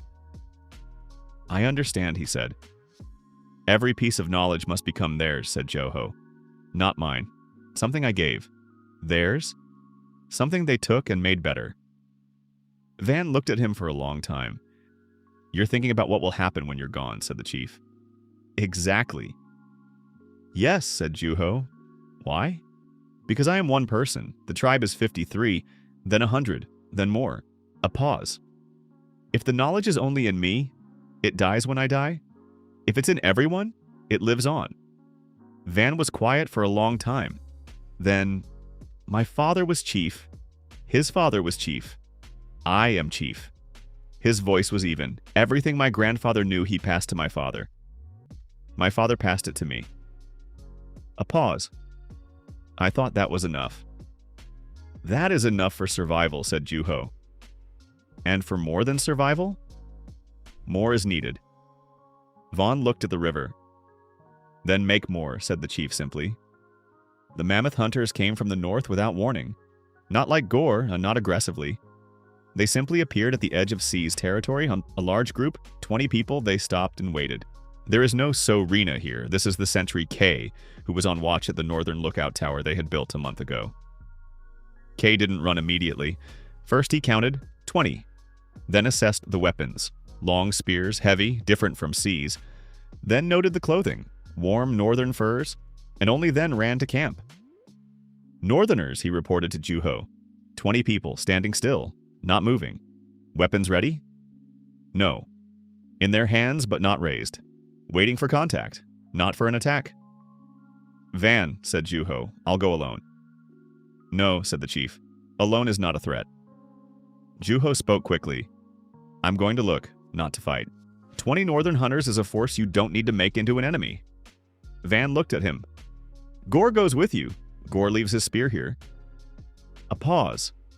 "Gore without a spear," agreed Vaughn. The northern hunters were large, physically bigger than C's people. Heavy furs, thick bones, hands accustomed to hard labor. They hunted mammoths. That required a body of a different scale. Their chief, a tall man with gray at his temples, looked at Juho and Gore without aggression. He was assessing them. He spoke in a language Juho didn't know. System, phonetic analysis. Group's language, unfamiliar dialect, related to SE's language. Group's language, unfamiliar dialect, related to SE's language by approximately 30 to 40%. Basic exchange possible through shared roots. Full understanding, several days. 30 to 40%. Juho started slowly at the most basic words. Name, tribe, peace. The northern chief listened, then responded slowly, distinctly, as if he had understood that the person in front of him was learning the language right now. Smart. After 20 minutes, the main thing became clear, Anya. The northerners hadn't come to fight. They came because they had heard of sea through Tur, had heard about grain. They had no grain, had never had it. Too cold in the north for cereals. In winter, they went hungry. Every winter. Juho looked at the chief of the northerners. 20 people. Experienced mammoth hunters. If they go hungry in winter, they are vulnerable. If you feed them in winter, they are in your debt. Mammoth hunters in debt to Tribe C. That changes the balance of power in the region entirely. He turned to Gore. Gore, go to camp. Tell Ma to bring grain, 2 sacks. Gore looked at him. 2 sacks is a lot. I know. Did Van agree? Van agreed to let me speak, said Juho calmly. 2 sacks. Go. Gore left with the air of a man who disagrees but trusts. The northern chief watched Gore leave, then looked at Juho. Said something slowly, as a question. Juho caught the meaning through shared roots. Why do you give? Because winter is coming, said Juho slowly, choosing words the other could understand. You have little food in winter. A pause. A neighbor who goes hungry is dangerous. Another pause. A neighbor who has been fed is a friend. The northern chief listened. Long silence, then not a smile, a nod. Slow, weighted, in his language that was sufficient. Gore returned with the sacks. He carried them with the expression of a man doing something insane but not stopping. Juho took the sacks, held them out to the northern chief. He took them, touched the grain, tried a few kernels, chewed slowly, looked at Juho, said one word, a name, short, solid. Rurg, repeated Juho. You are Rurg? Rurg, confirmed the chief. Rock, said Juho. I am Rock. Rurg extended a hand palm down, a gesture Juho didn't know. System. Gesture unknown. Likely a ritual greeting, mirror repetition, standard safe response. Juho extended his hand the same way. Rurg covered it with his palm, briefly, released, a pact without words. On the way back, Gore walked in silence for a long time. Then, we gave away 2 sacks of grain. Yes, Van will be angry. Maybe. You're not afraid? No. Why? Because in 3 months it's winter. Juho looked ahead. Rurg will come to us again, with something he has and we don't. How do you know? Rurg is smart. A smart man understands debt. Gore was quiet. You say smart a lot, he said, because it matters. Strength doesn't matter. Strength matters. A pause. But a smart man uses someone else's strength. Juho looked at the hunter. Rurg is strong. If he's our ally, his strength is ours. If he's an enemy, it's against us. Gore thought. 2 sacks of grain for a strong ally, he said at last. Cheap, said Juho. Gore was quiet for a long time. Then, Van will still be angry. I know, agreed Juho. Van was angry, not with shouting, with silence. He looked at Joho by the fire that evening. For a long time. 2 sacks, he said finally. Yes, without asking. You told me to speak. To speak, not to give away stores. Juho looked at the chief. Van, he said, how much do we have in stores? That's not how much. A pause. Van knew. Ma counted every week, reported to the chief. Enough for winter, with margin. So 2 sacks is not a loss that will kill us. It was a decision you made without me. Juho was quiet for a moment. You're right, he said. I should have asked. Forgive me. Van looked at him. He had expected an argument, not an admission. But explain why, said the chief a little more quietly. Juho explained, briefly, precisely. Rurg. Mammoth hunters. Winter. Debt. Alliance. Van listened. Do you think he'll come? Yes, if he doesn't? We lose 2 sacks of grain, said Juho, and we learned that Rurg is unreliable. Valuable information for 2 sacks? Cheap. Van looked at him. You and Rurg said the same word, said the chief slowly. Juho looked at him. You saw? I'm always watching. Van tilted his head slightly. Rurg said cheap? No, but he thought it. You read minds? No, I read people. Long silence by the fire. Good, said Van finally. But next time you ask? Yes, always. Yes. Van nodded. Conversation over. Joho stood. Left. Rock, said Van. Joho turned. You did well, said the chief. Briefly, quietly, and turned back to the fire. Rurg came 32 days after the first snow, not alone, went with 5 hunters. He was carrying something heavy, wrapped in hides. Juho met him at the gate in the palisade, real with leather hinges. Doctor had made it in 2 weeks. Rurg unwrapped the hide, a mammoth tusk. Young, small, 1.20 meters, but real. Dense, heavy, perfect quality bone. Juho looked at the tusk. Not ivory, as mammoth bone. Stronger than wood, more flexible than stone. For tools, for construction, for ornaments that could be traded. Rurg, he said. Rock, replied the northern hunter. Joho raised his hand, the same gesture as 32 days ago. Rurg covered his palm with his own, alliance confirmed. That winter, Rurg and 5 hunters stayed. Not permanently, for 2 months. Juho arranged it carefully. Asked Van, explained, let the chief make the decision himself. Van thought for a day. Let them stay, he said. Let them stay, he said. But they live separately. For now. Good. For now meant until they become C. Understood. Like K became. Yes, for 2 months, Rurg's hunters hunted alongside C's hunters. They exchanged skills. 10 taught them to set traps. They taught 10 to read mammoth tracks in snow. The language barrier melted week by week. The system tracked progress. By the end of the 2nd month, Juho understood Rurg's language at 80%.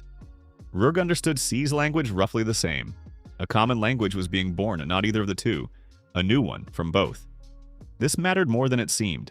A common language is common thinking. People who speak the same language begin to think similarly. Spring of the 3rd year. Tribe C. 71 people. The wall was finished. Not tall, 1.5 meters of mortared stonework atop the wooden palisade. Dor walked along it every morning, checked it, sometimes stopped and simply looked with the expression of a man seeing the best thing he has ever made. 3 fields. Millet, wild wheat that Ten had found in the distant forest and brought seeds back from, legumes that Ma had identified and said could be dried for winter. The legumes turned out to be more important than Juho had thought. System. Legumes. Source of plant protein. Combined with cereals, they form a complete amino acid profile, critically important for winter nutrition when meat is unavailable. Ma learned this not from Juho. She arrived at the conclusion through observation herself. Children fed beans with grain got sick less often than children fed only meat and fish. Beans and grain together are better than separately, she told Juho. Why do you think that? Children, she said simply. I watched the children. She had discovered the principle of complementary proteins thousands of years before it would be called science. Through observation and logic, that was precisely what needed to be given to people. Not knowledge. The tool of thinking. On day 532, Juho sat on the wall, on the section where the wall was already finished and you could sit on top, and looked down at the camp below. 71 people. Ma in the field with 4 helpers. Daughter teaching 2 young men stone masonry. Liss sharpening points. She had an apprentice now, a boy of about 12 with golden hands. Ten had gone on a long-range scouting mission. He'd return by evening. Bragg and Kay counting stores together. Gore sitting at the gate, sharpening a knife, watching the horizon. As always, Haruka, she was 6 now, running between the adults asking questions that stumped even Ma. Why does the river only flow in one direction? She had asked that morning. Because water goes downward, Ma had answered. But why downward? Because the earth pulls it. But why does the earth pull it? Ma looked at Juho. Joho looked at Haruka. That is a good question, he said. I'm thinking about the answer. Haruka nodded, satisfied. Not with the answer, but with the fact that an adult had recognized the question as important. She'll be a scientist, thought Juho.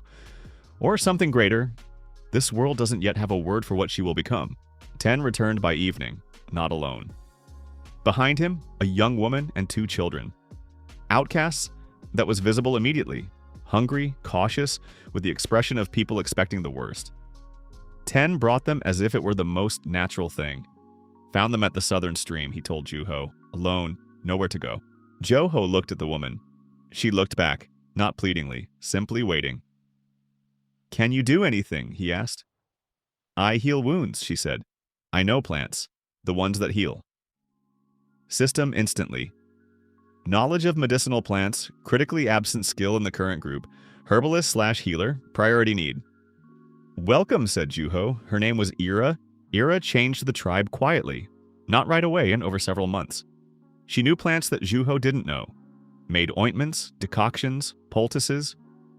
When Dor cut his hand during stonework, Ira treated the wound, and by evening there were no signs of infection, which in the Paleolithic killed within a week. Doctor looked at his hand. How? He asked. Celandine leaf, said Ira. The sap kills what is bad in the wound. How do you know? My mother taught me. Her mother taught her. Transfer of knowledge through generations. Oral medicine. Not as precise as written, but working. Juho talked with Ira at length, every evening for several days. He asked, recorded in the system, clarified. The system classified, identified 34 medicinal plants. Confirmed effectiveness, cross-referenced with known data. 19. Requires verification, 11. Likely useless, 4. None harmful. 19 confirmed medicinal plants in 38,000 BCE. This was the pharmacy of the primitive world. The problem came from within. Not an enemy from outside, a person from inside. His name was Borg. One of the newcomers arrived about 3 months ago from a small group that had joined from the north. Large, strong, a good hunter. Bragg counted, said Juho. Tell them, Bragg.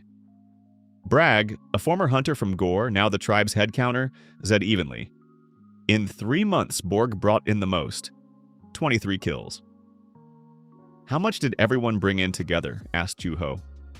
118. So Borg is a fifth of all the hunting? Yes. Joho looked at Borg. You alone are 1/5. That's a lot. A pause. But without the other 4/5, you starve in winter. Borg said nothing. Counting isn't for you alone, Juho continued. Counting is for everyone. To know whether what you and the others bring is enough. A pause. Bragg knows this. Ma knows this. Now you know. Silence. Borg, said Joho. Do you want to know when the food will run out in winter? Yes, then learn to count. This is your information about your hunting. Borg looked at him, then slowly sat down. Teach me, he said. After the lesson, Gore came to Juho. You handled that well, said the hunter. Thank you. Borg could have become worse. He could have. You didn't get angry. Number. Why? Juho thought.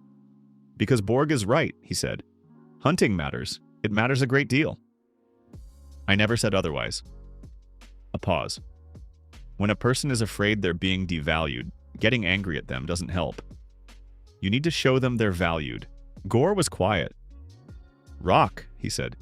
You know that Van will grow old soon? Juho looked at him. Van is strong. Right now, yes. In a few more winters, no.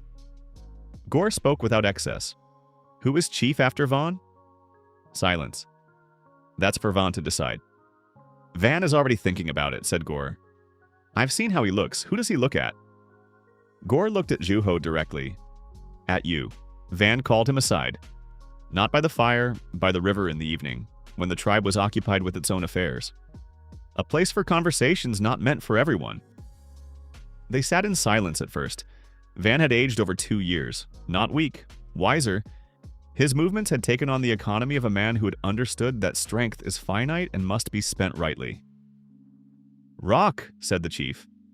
Vaughn, I've been watching you for 2 years. I know, you don't want power. No, why? Joho thought.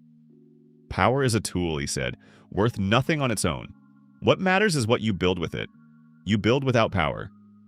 So far it works. Van nodded slowly. After me. Who? He asked directly. 10, said Joho without pause. Van looked at him. He's young, 20 years old, smart. People trust him, he's fair. A pause. And he learns. Every day he learns. And you? I'll be an advisor. As I am now, a title isn't necessary. What's necessary is that people listen. Van was silent for a long time. 10, he repeated. 10. Does he know? No, tell him. Not now. When the time comes, he'll be ready. A pause.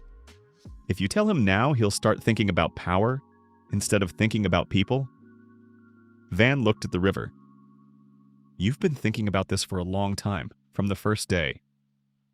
A long silence. Good, said Van. He stood, walked toward camp, stopped, turned. Rock Juho, the first time the chief called him by his second name. You are not C by blood? No, but C in every other way. Juho looked at him. Thank you, Van. The chief nodded and left. Nearly 2 years. Tribe C, 93 people. The wall, stone, 1.5 meters, with a wooden top for another meter. Real gates with a bolt of thick timber. Door had made them in 2 weeks. Corner towers, not tall but providing a view. 4 fields, 2 large, 2 small. Different crops, different harvest times. This had been Ma's own idea, to harvest gradually, not all at once. 3 boats. Door had taught 2 apprentices. They had improved the shape. Narrower, lighter, with less water resistance. Door looked at their boats and nodded. Better than his first. Ira healed. She had grown a herb garden beside the wall. Had trained a young girl named T. She memorized quickly and asked the right questions. Liz sharpened points, taught her apprentice, traded with Tur through Sar, who now came regularly. Bragg counted everything. Stores, people, days, harvest. He had created a system of notches on bone. Primitive record-keeping, but record-keeping. The first writing, not letters, numbers, but a beginning. Juho looked at the notches in the bone and thought, information that can be stored outside the mind. Information that outlives the person who created it. This matters more than much of what else I've done here. Bragg, he said. Yes, these notches. Can you teach others? Yes, it's not difficult. Teach everyone. A pause. This is the tribe's memory, not in one person's head, in stone and bone. Nav. Juho didn't finish the sentence then. Bragg waited. Forever, said Juho. Memory that lives forever. Bragg looked at his notches for a long time. I thought it was just counting, he said quietly. It's more than counting. How is it more?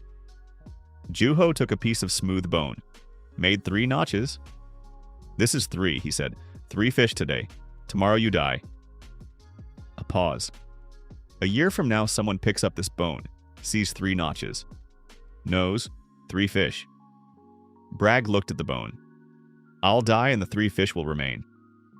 Yes, that's strange. That's power, said Joho. A grandfather dies, but his knowledge doesn't die. It passes to his grandson, then to his great-grandson. A pause. Each generation doesn't start from nothing. It starts from where the previous one ended. Bragg was quiet for a long time, then raised his head. Then we need to record not only numbers, he said. Juho looked at him. On his own, he got there himself. What else should we record? Asked Juho. Everything. Bragg spoke slowly, feeling out the thought. Which plants heal? Era knows, but Era will die. How to make mortar? Door knows, but Door will die. How to set a trap? 10 knows. He stopped. Yes, said Juho. Exactly, but how do you record words? Notches are numbers. Words are different. That's the next step, said Juho. Draw what you want to say. Fish, a drawing of a fish. Tree, a drawing of a tree. Cave paintings, said Bragg. Yes, only not on walls. On bone, on flat stones. So you can pick it up and carry it. Bragg looked at him. You've been thinking about this for a long time? From the first day, said Juho. Why didn't you say earlier? Juho looked at the young man he had pulled out of a pit trap 1.5 years ago. Because you had to want it yourself, he said. I can't give you the desire, only the tool. Bragg was quiet for a long time, then picked up a sharp flint engraver, picked up a flat piece of bone, began to draw a fish. By the end of the month, Bragg had created the first pictogram system. Not a complex one. 37 symbols, basic objects, actions, numbers. Fish, grain, water, fire, person, beast, go, stand, eat, build. Juho looked at the symbol table carved into a flat piece of slate. 38,000 BCE, the first writing. In real history, Sumerian cuneiform would appear in 35,000 years. Here, sooner, because one man died at his desk and was reborn with an analysis system. Absurdity and greatness at the same time. Haruka came running to look. She was nearly 7. She had grown fast, spoke fast, thought fast. She grasped the symbols in a minute. "That's a fish," she said, pointing at a symbol. "That's fire. That's a person walking." "Correct," said Bragg. "And what's this?" She pointed to a symbol she couldn't identify. "That's tomorrow," said Bragg. "How do you draw tomorrow?" "The sun, like this. A line beneath it, like this, meaning the sun that isn't yet. The next sun." Haruka looked. "Complicated," she said. "Can it be simpler?" "How simpler?" She took the engraver, drew a sun and an arrow pointing right. There, the sun moving right, meaning it will come. Bragg looked at her symbol. "Better," he said. Haruka nodded with satisfaction and ran off. The first editor of the first writing system, 7 years old. Sar from Tur arrived with a proposal, not alone, and with 4 people loaded with goods. Salt, shells, and unusual dark stone that Juho recognized as obsidian. Obsidian, volcanic glass, sharper than flint. Rare, valuable. "Where is the obsidian from?" asked Juho. "Far to the south," said Sar, 3 days' travel. "There's a mountain where there's a lot of such stone. How much do you want for it?" "Grain." Sar spoke matter-of-factly. Over 2 years of negotiations, they had both grown accustomed to direct talk.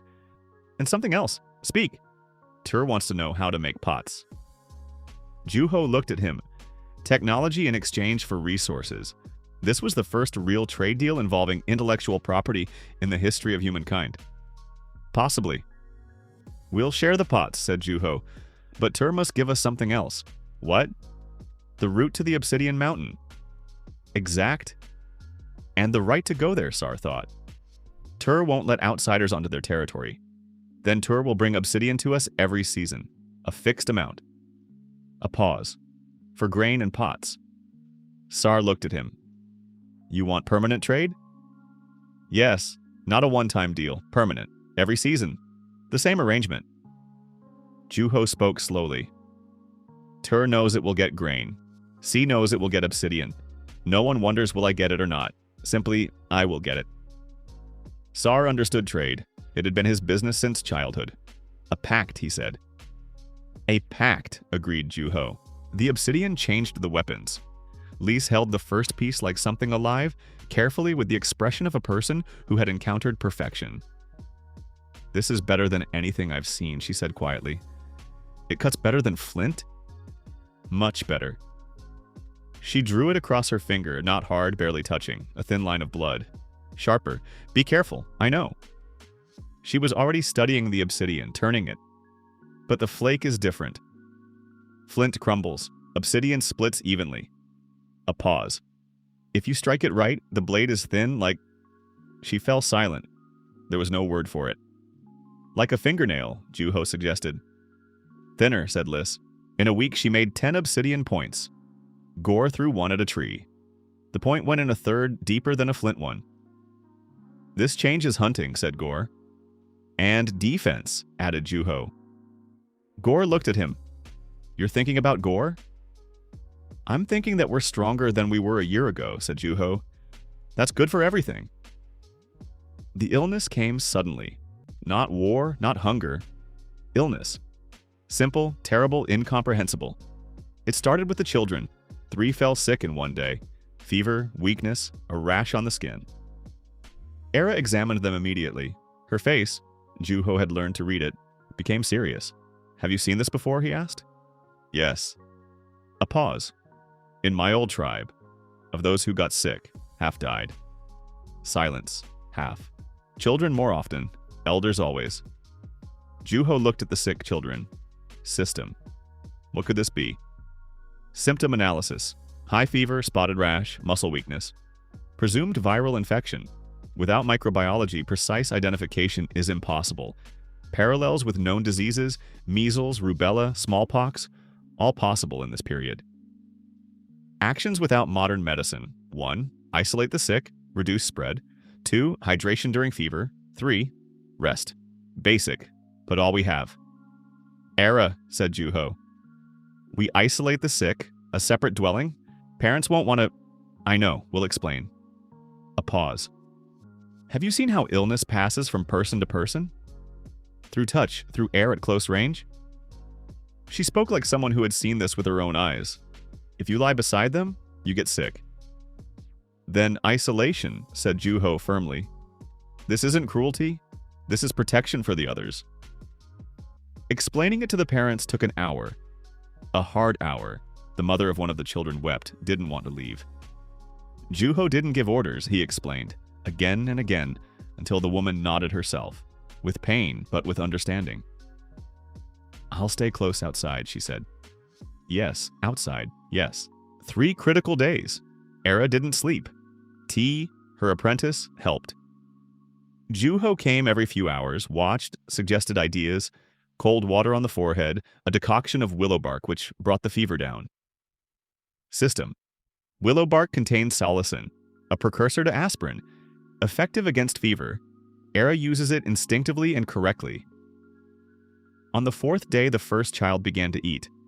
On the 5th, the second. The 3rd, longer. Small, weaker than the others. Juho sat beside him through the night of the 4th day and watched the small, feverish body. I am not a doctor. I have no antibiotics. I have nothing except willow bark and cold water and a system that tells me what to do based on general principles. This may not be enough.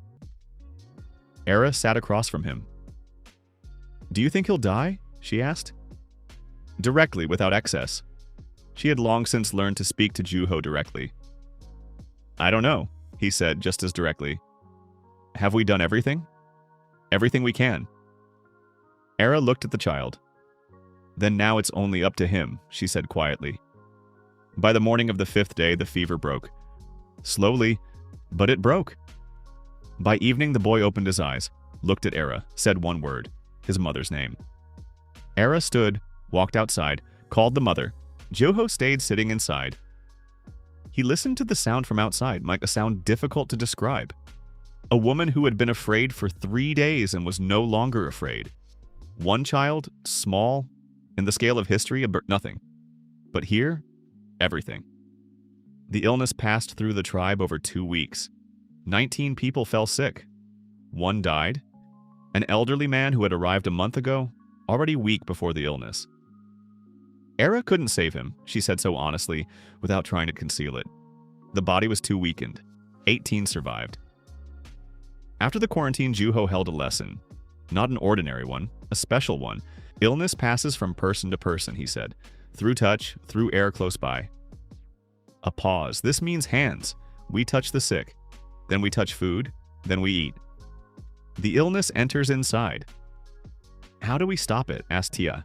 Wash your hands. In water? In clean water. After touching the sick, before eating, after handling food. A pause. This is simple. It takes the time of an ant. He used an expression that in the tribe meant a very short time, but it saves a life. Silence. Does water wash away illness? Someone asked. Water washes away what carries the illness, the invisible thing. Juho chose his words. Small.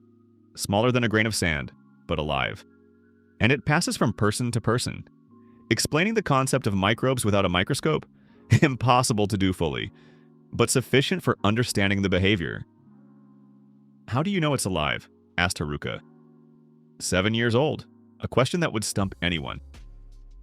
I haven't seen it myself, said Juho honestly, but observation says so. Illness behaves like something living. It grows, it passes, it dies in cold and fire kills it? Fire and boiling water. Yes, so boiled water is safer? Yes. So Ma's pots are also protection from illness? Juho looked at Haruka. 7 years old. She had just connected 3 facts into a single chain by herself. Exactly, he said. Haruka nodded with satisfaction and wrote something on a piece of bone with her pictograms. The tribe's first scientist was recording data. 7 years old. 111 people. Juho stood on the wall, stone, solid, already darkened with time, and looked down at the camp. Number. Not a camp. A village. A real village? Streets between the dwellings, not a chaotic arrangement, but a considered one. That, too, had been a gradual change. Juho never ordered where to build. Simply, every time someone wanted a new dwelling, they discussed together where was best. From the perspective of wind, water, access to the gates, to the fields. Every decision, logic. The logic accumulated into a plan. At the center, a large communal dwelling, the place for the council and evening lessons. Around it, family dwellings. Along the eastern wall, workshops, lisses, doors, workshop where they worked with stone and bone. By the river, the boat dock. 3 boats, a 4th under construction. The fields outside the wall to the west, under the watch of sentries. The well, Juho had persuaded them to dig it half a year ago. Not because the river wasn't enough, and because a well inside the wall meant water during a siege. There had been no siege yet, but Juho thought 20 moves ahead. The system produced a summary he hadn't requested. It had learned to issue periodic reports automatically. Day 901. Status of Tribe C, population. 111 people, 54 adult males, 48 adult females, 9 children under 10. Food security high, defense good. Stone wall, watchtowers, obsidian armament. Alliances, Tur, trade pact.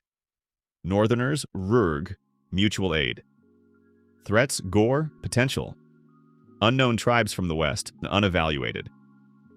Unique assets, writing, pictograms, pottery, agriculture, boats, systematic medicine. Turning point, the tribe has reached critical mass for transition to the next phase, an organized settlement with division of labor. Recommendation, formalization of roles and structure. Formalization. People were already performing roles. Ma managed the field, List the workshop, Era medicine, Bragg counting and records, Gore military defense, Door construction. But it was informal, dependent on the individual. If Ma died, who would manage the field? T, her apprentice, yes. But only because Ma had personally passed on the knowledge. What was needed was a structure that didn't depend on a single person. That evening, a large council, the whole camp. Not just chiefs and hunters, everyone. This too had been a gradual change that Van had accepted 2 years ago, not immediately. Every person who lives here is C, Juho had said then. Every say has a voice. The weak, women and children? Borg had asked. Ma feeds us with grain, said Juho. Era saves us from illness. A pause. Is their voice weak? Borg said nothing. Since then, everyone at the council. Now Juho spoke simply. We have grown. More people, more tasks. One person can't know all the tasks. A pause. We need people responsible, each for their own thing. Ma, the field. Dars, walls and structures. Era, health. Lists, weapons and tools. Bragg, records and counting. Gore, defense. And you? Someone asked. I am the advisor. I think about what doesn't exist yet. Who settles disputes between them? Asked Van. The council. Juho looked at the chief. You. I am old, then the one you choose. Van looked at Ten. Ten felt the gaze, raised his head. Van? Asked the young hunter. You heard what Rock said. Yes. What do you think?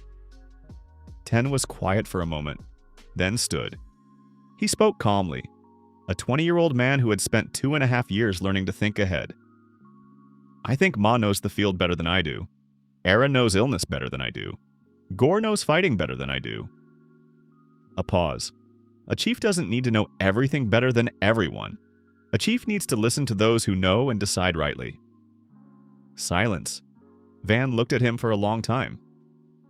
Good, said the chief. The first time Van said that to Ten, not to Juho. Juho watched this happen and felt something warm and right. The beginning of the handover.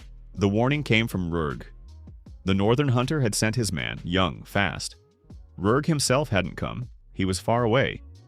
But the information was accurate. Gore was changing chiefs. Kra, the old chief who had made the pact with Sea, had died in winter.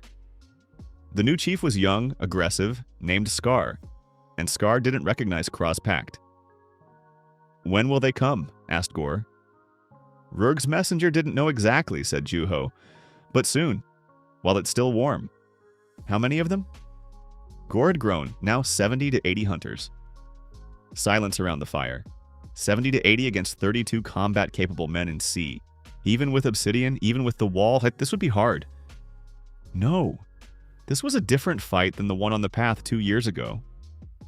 That was an ambush and a surprise. Now Gore knew to expect cunning. They would prepare. Something was needed that they wouldn't expect again. Something fundamentally different. The system was quiet. "You're not suggesting anything?" "Task is non-standard. Requires analysis of source data I don't have enough of. What is known about Scar?" "Brag," said Juho. "Kay. You know Gore from the inside." "Scar, who is he?" Kay thought. "Scar. I remember him. Young when I left. Strong, mean." A pause, "But he wants respect more than victory." "Explain." "He strikes so others will fear him. Not because it's needed, because he wants people to watch. That's important." "So how the victory looks matters to him," said Juho. "Yes. A man who wants to look strong is vulnerable to a situation where attacking makes him look weak in the eyes of others. If Scar attacks Sea and Sea fights back, Scar looks weak before his own people. We need not just to repel the attack. We need to make the attack impossible for Scar without a loss of face. Or make retreat advantageous for him," Juho thought. "Ten," he said. "Can you go out to Gore before the attack?" "Alone.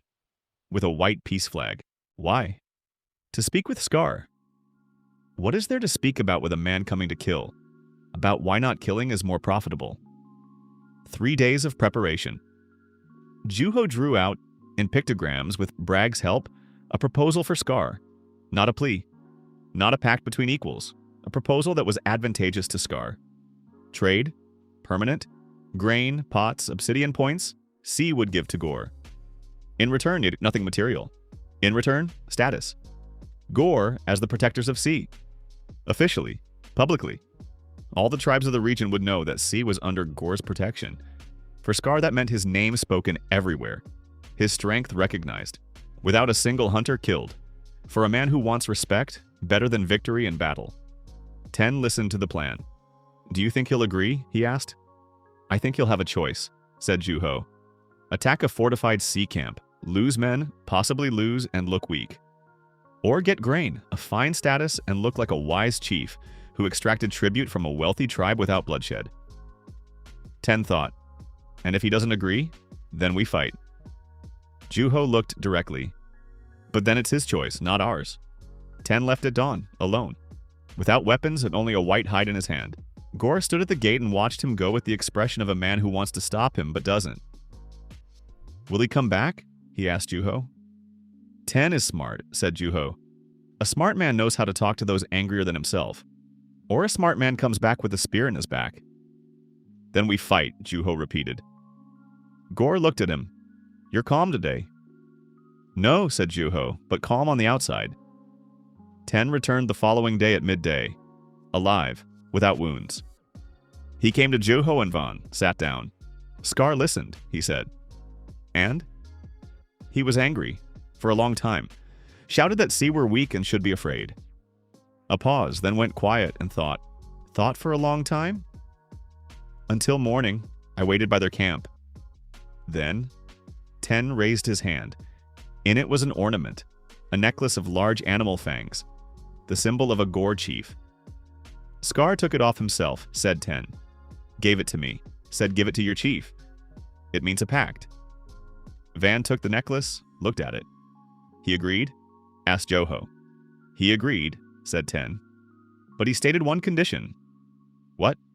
"Sea must call Gore their protectors publicly, before Tur, before the Northerners, before everyone who knows." "Agreed." Ten looked at Juho. You knew he would agree. I thought it likely. Confidently likely. Kay described Scar well. 10 shook his head. You read people through other people, he said. A man you've never seen. You understood him through another man's words. A pause. That's a little frightening. It's analysis, said Juho. Still frightening. Juho looked at him. 10? One day you'll do the same thing. No, yes, because you're already doing it. You just don't notice. 10 looked at him. Explain. You went alone to Scar, without fear, not because you're brave, because you calculated. You knew he wouldn't kill an envoy. It would lower him in his own people's eyes. A pause. You read him before you even met him. 10 thought, then a smile. Rare. 10 didn't smile often. Maybe, he said. 3 years, 127 people. The wall completed along the full perimeter. Doctor had begun a second outer wall, lower, set further from the first, a double wall. Between them, a space for livestock that didn't exist yet, but Juho was thinking about it. Domestication of animals. The next step after agriculture in real history. Historically, goat, sheep, pig. In this region, what's available? System. Wild boar. Ancestor of the domestic pig. Suitable range. Domestication possible through young animals. Time horizon to viable herd. 2 to 3 years. 2 to 3 years. Start now. But right now, Juho was thinking about something else. 3 years. He sat alone late in the evening, everyone sleeping, and thought about what had been 3 years ago.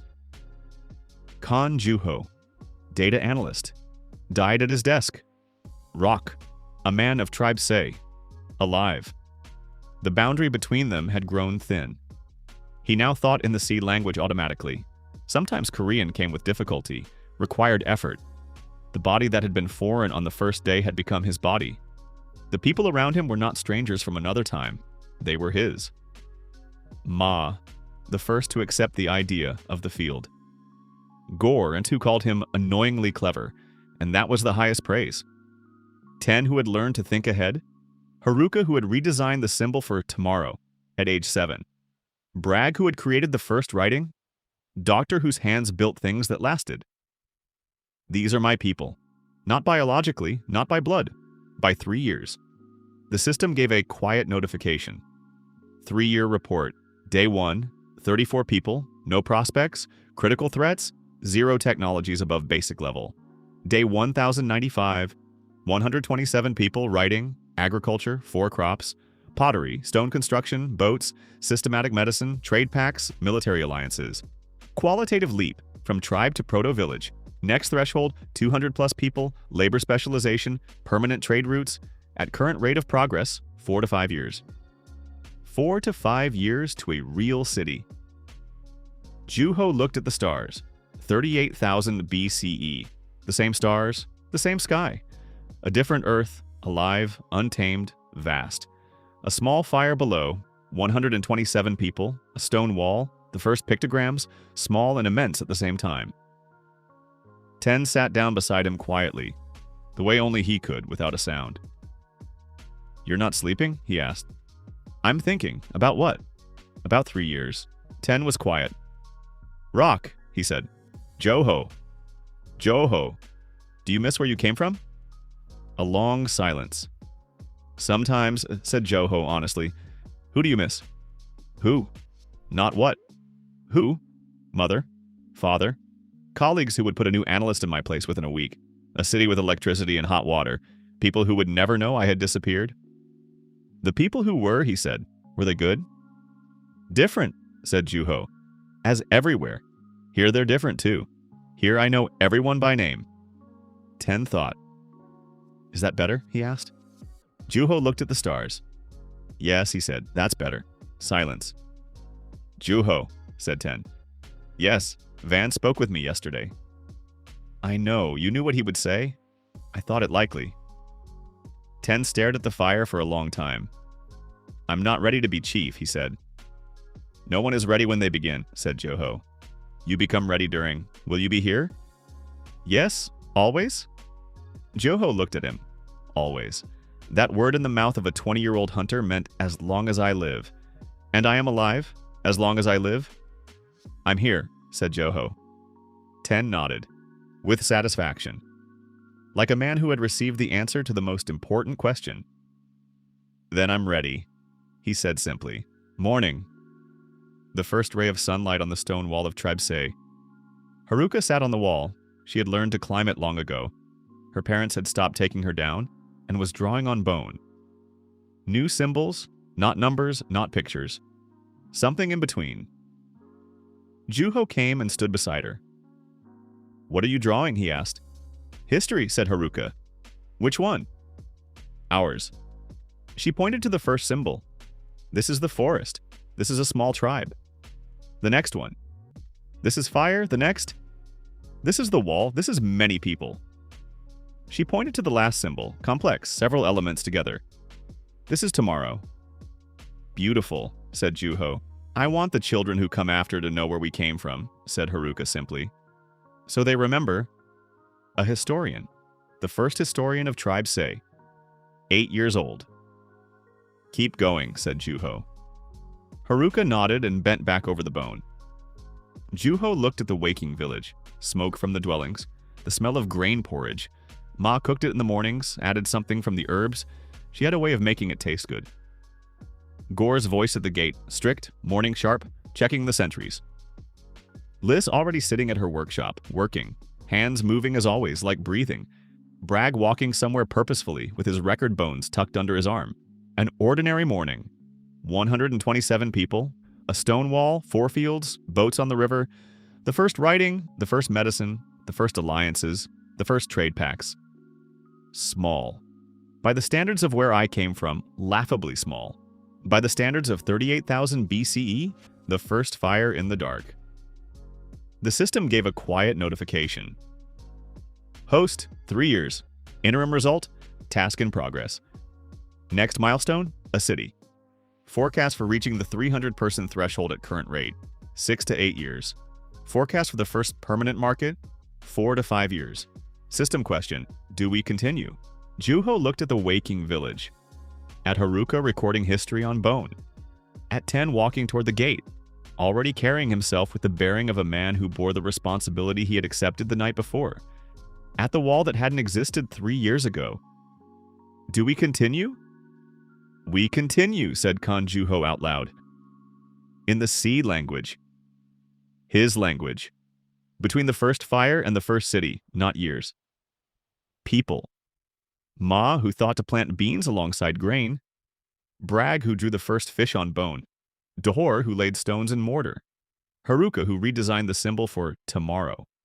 10, who went alone to a hostile chief and came back. 1 man with an analysis system. A beginning, but only a beginning. The rest they did themselves.